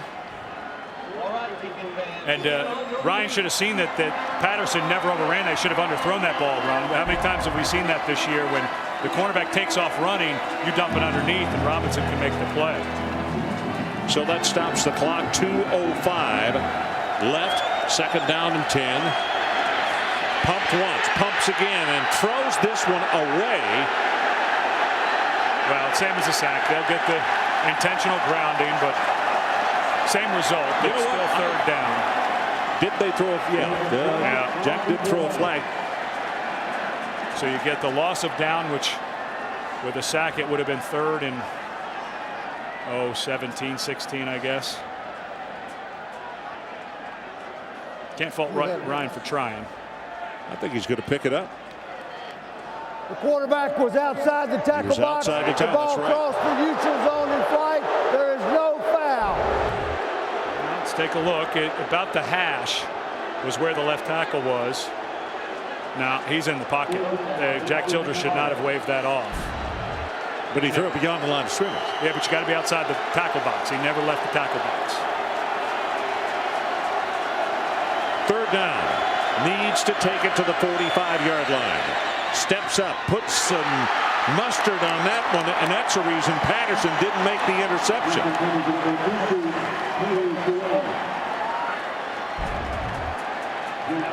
Boy, Patterson has played well on this. He just the whole way he read the route, did a good job, and that is not pass interference because Patterson is trying to make a play on the ball. The play before with Robinson, he took off and ran the route. Nice job by Patterson, just a sophomore. Good job reading the quarterback and the route at the same time. So it comes down to this. Fourth down. They still need to take it to the 45-yard line. 1 of 2 on fourth down conversions tonight. 2 wide receivers to the top of your screen. That's the left. Here comes pressure. Zings the pass. He's got it. And first down to Kevin Challenger. Swanson on the cover, but it's good for 13 yards. One-on-one, Swanson never squats. He's got to know where the down marker is. He just keeps backing out, and Challenger with good speed kept pressing him and cut out right at the right moment to pick up the first down. Great route. 1:47 left in our ball game. First down, Boston College. Steps up over the middle. That one should have been intercepted by G for Wake Forest. Patrick G was right in front of the football. And once again, it's Smith. Boy, that was a bad read by Ryan. He did not see G sitting there. He saw Smith, the cornerback, and there was a flag in the backfield. I think they're going to get the left tackle Martin for holding on Smith. Holding number 70 offense. Right. That's it. Yeah, Dean Hood once again brings Smith, the cornerback, and it's the speed on the outside. Get on your feet. Left tackle.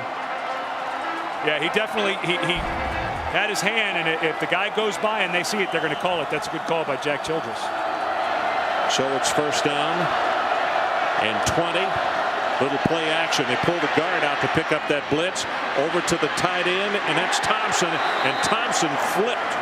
Lloyd, I beg your pardon. 89. And Lloyd is going to be to the 47.5-yard line. BC quickly back to the ball, back to the line of scrimmage. 1:20 and counting. But boy, are they doing a nice job saving those timeouts, Ron. Matt Ryan steps up. Drills it over the middle, has it complete, and he held on at the 26-yard line. And that is Gunnell with 23 yards of the pass play, and Gaddis is the man who made the hit. And Gaddis comes up limping. You don't want to lose your senior safety in a drive like this, but excellent job by Gunnell because Gaddis got there right when the ball did. BC takes the snap from the 25, pumped it once, goes for the end zone, got a guy there, and it is intercepted by Wake Forest, and that's Patrick G.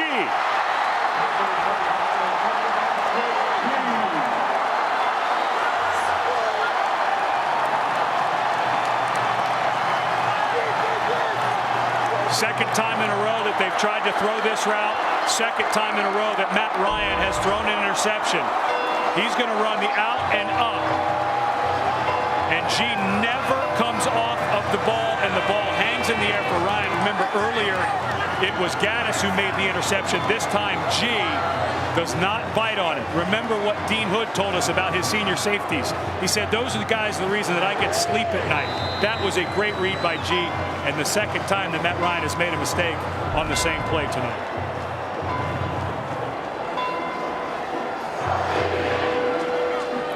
And it's going to be close, Ron, with 57 seconds left and 3 timeouts for Boston College. It'll be very close to see if Wake Forest can run out the clock without picking up a first down. So BC used one of their timeouts. And Dr. Jerry Punch, let's go down to the sideline and check in with you. Well, Ron, Halloween may be over, but it's a nightmarish schedule staring the Demon Deacons here in the month of November. Now, next week they travel to Florida State, where they have not won since 1959. Then they go, Virginia Tech comes calling, a resurging Hokie team who they haven't beaten since 1983. Then they finish out the year at Maryland up in College Park, a team they last beat in 1998. And by the way, Wake had an 8-game losing streak in November. They had not won in the month of November since November 1st of 2003 against Clemson. That could all change here tonight. That's all recent history, Doc. 1944. Go back for an 8-1 start. So those seem easy to these guys. But you're right on the number, Ron, depending on how many seconds you can run off on these plays on whether you have to pick up a first down. It's right in that minute range with 2 timeouts that you can get out of here without having to pick up a first down. So we'll see how much time they can take off the clock in between plays. Toll coming with pressure from the backside, tries to run the play down, and they move by him. Now the tough thing right here, you're going to wait. The whistle just now sounded, and the clock is at 49 seconds. And that was a favorable play for them. 8 seconds ran off the clock, and if you can get between 8 and 10 seconds between plays, even with the timeouts, you may be able to get out of here if you're Wake Forest without a first down. Second timeout called by Boston College. That leaves them with 1. And as we mentioned, it stops it at 49 seconds.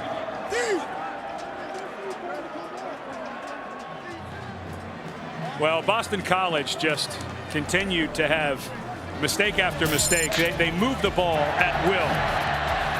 Of course, Apanovicius misses the field goal. But as they continued to go up and down the field, there was the fumble by Whitworth, and then Ryan lets the ball hang up, and G makes a great interception. So second down.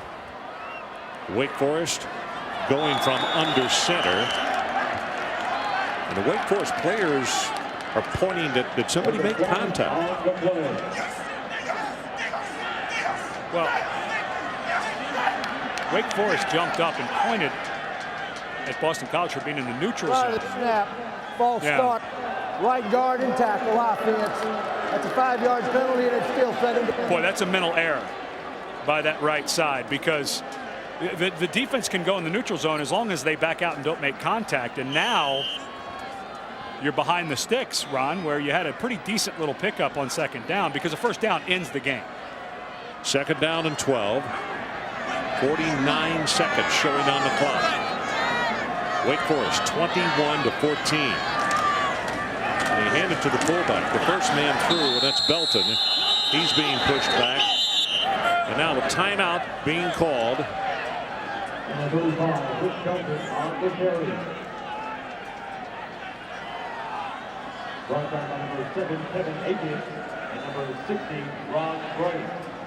Last timeout for Boston College.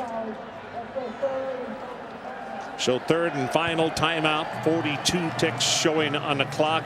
And Doc, you're down there on the sideline. Tell us what you're seeing.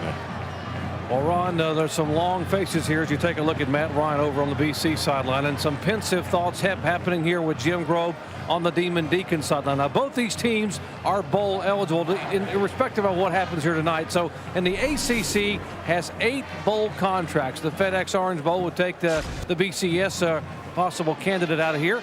The Chick-fil-A Bowl, by the way, moves to number 2 on the pick because they are going to pay $3.2 million for an ACC team to come play in Atlanta. Toyota Gator Bowl, Champ Sports Bowl, and down the line, 8 contracted bowls. And of course, a moment ago, behind the Demon Deacon bench, they were chanting Jacksonville, indicating that they want this team to be able to have a shot to go play in that Dr. Pepper ACC title game early in December. Well, they're not out of the woods on this one. It looks like if they don't pick up the first, which they're not going to throw it. I mean, there's just no way that they may have to punt the ball away. Of course, they take the penalty on 4th down to use every second, but Boston College still may have a chance in this one. Well, of course, it depends on how many chances you want to take. They also could take the snap and run all the way back to the end zone and run as much time down that way as they can. Take the safety and then come up and punt it away. The fear would be, Ron, if you're a little closer, fear would be if you got caught before it. Yeah, well, that's for sure. 3rd down. And if they go out to the 30-yard line, it's all a moot point because that would be a 1st down. You see how tightly BC is drawn to the line. Straight ahead with the handoff. And again, Belton, the ball carrier, and he will be back to the original line of scrimmage. Clock is running 32-31, and let's see when they whistle in the 25-second clock. Still not whistled in. 26-25. They don't have to run another play. They do not have to run another play. And if I were Tom O'Brien, I'd be pretty upset because it seemed like they could have gotten that ball spotted and made them run a 4th down play. But with only a second, Wake Forest would have just done a running play and the game would have been over anyway. 7 seconds down to 6, and the Wake Forest fans are running across the field toward their student section, and the clock shows zeros.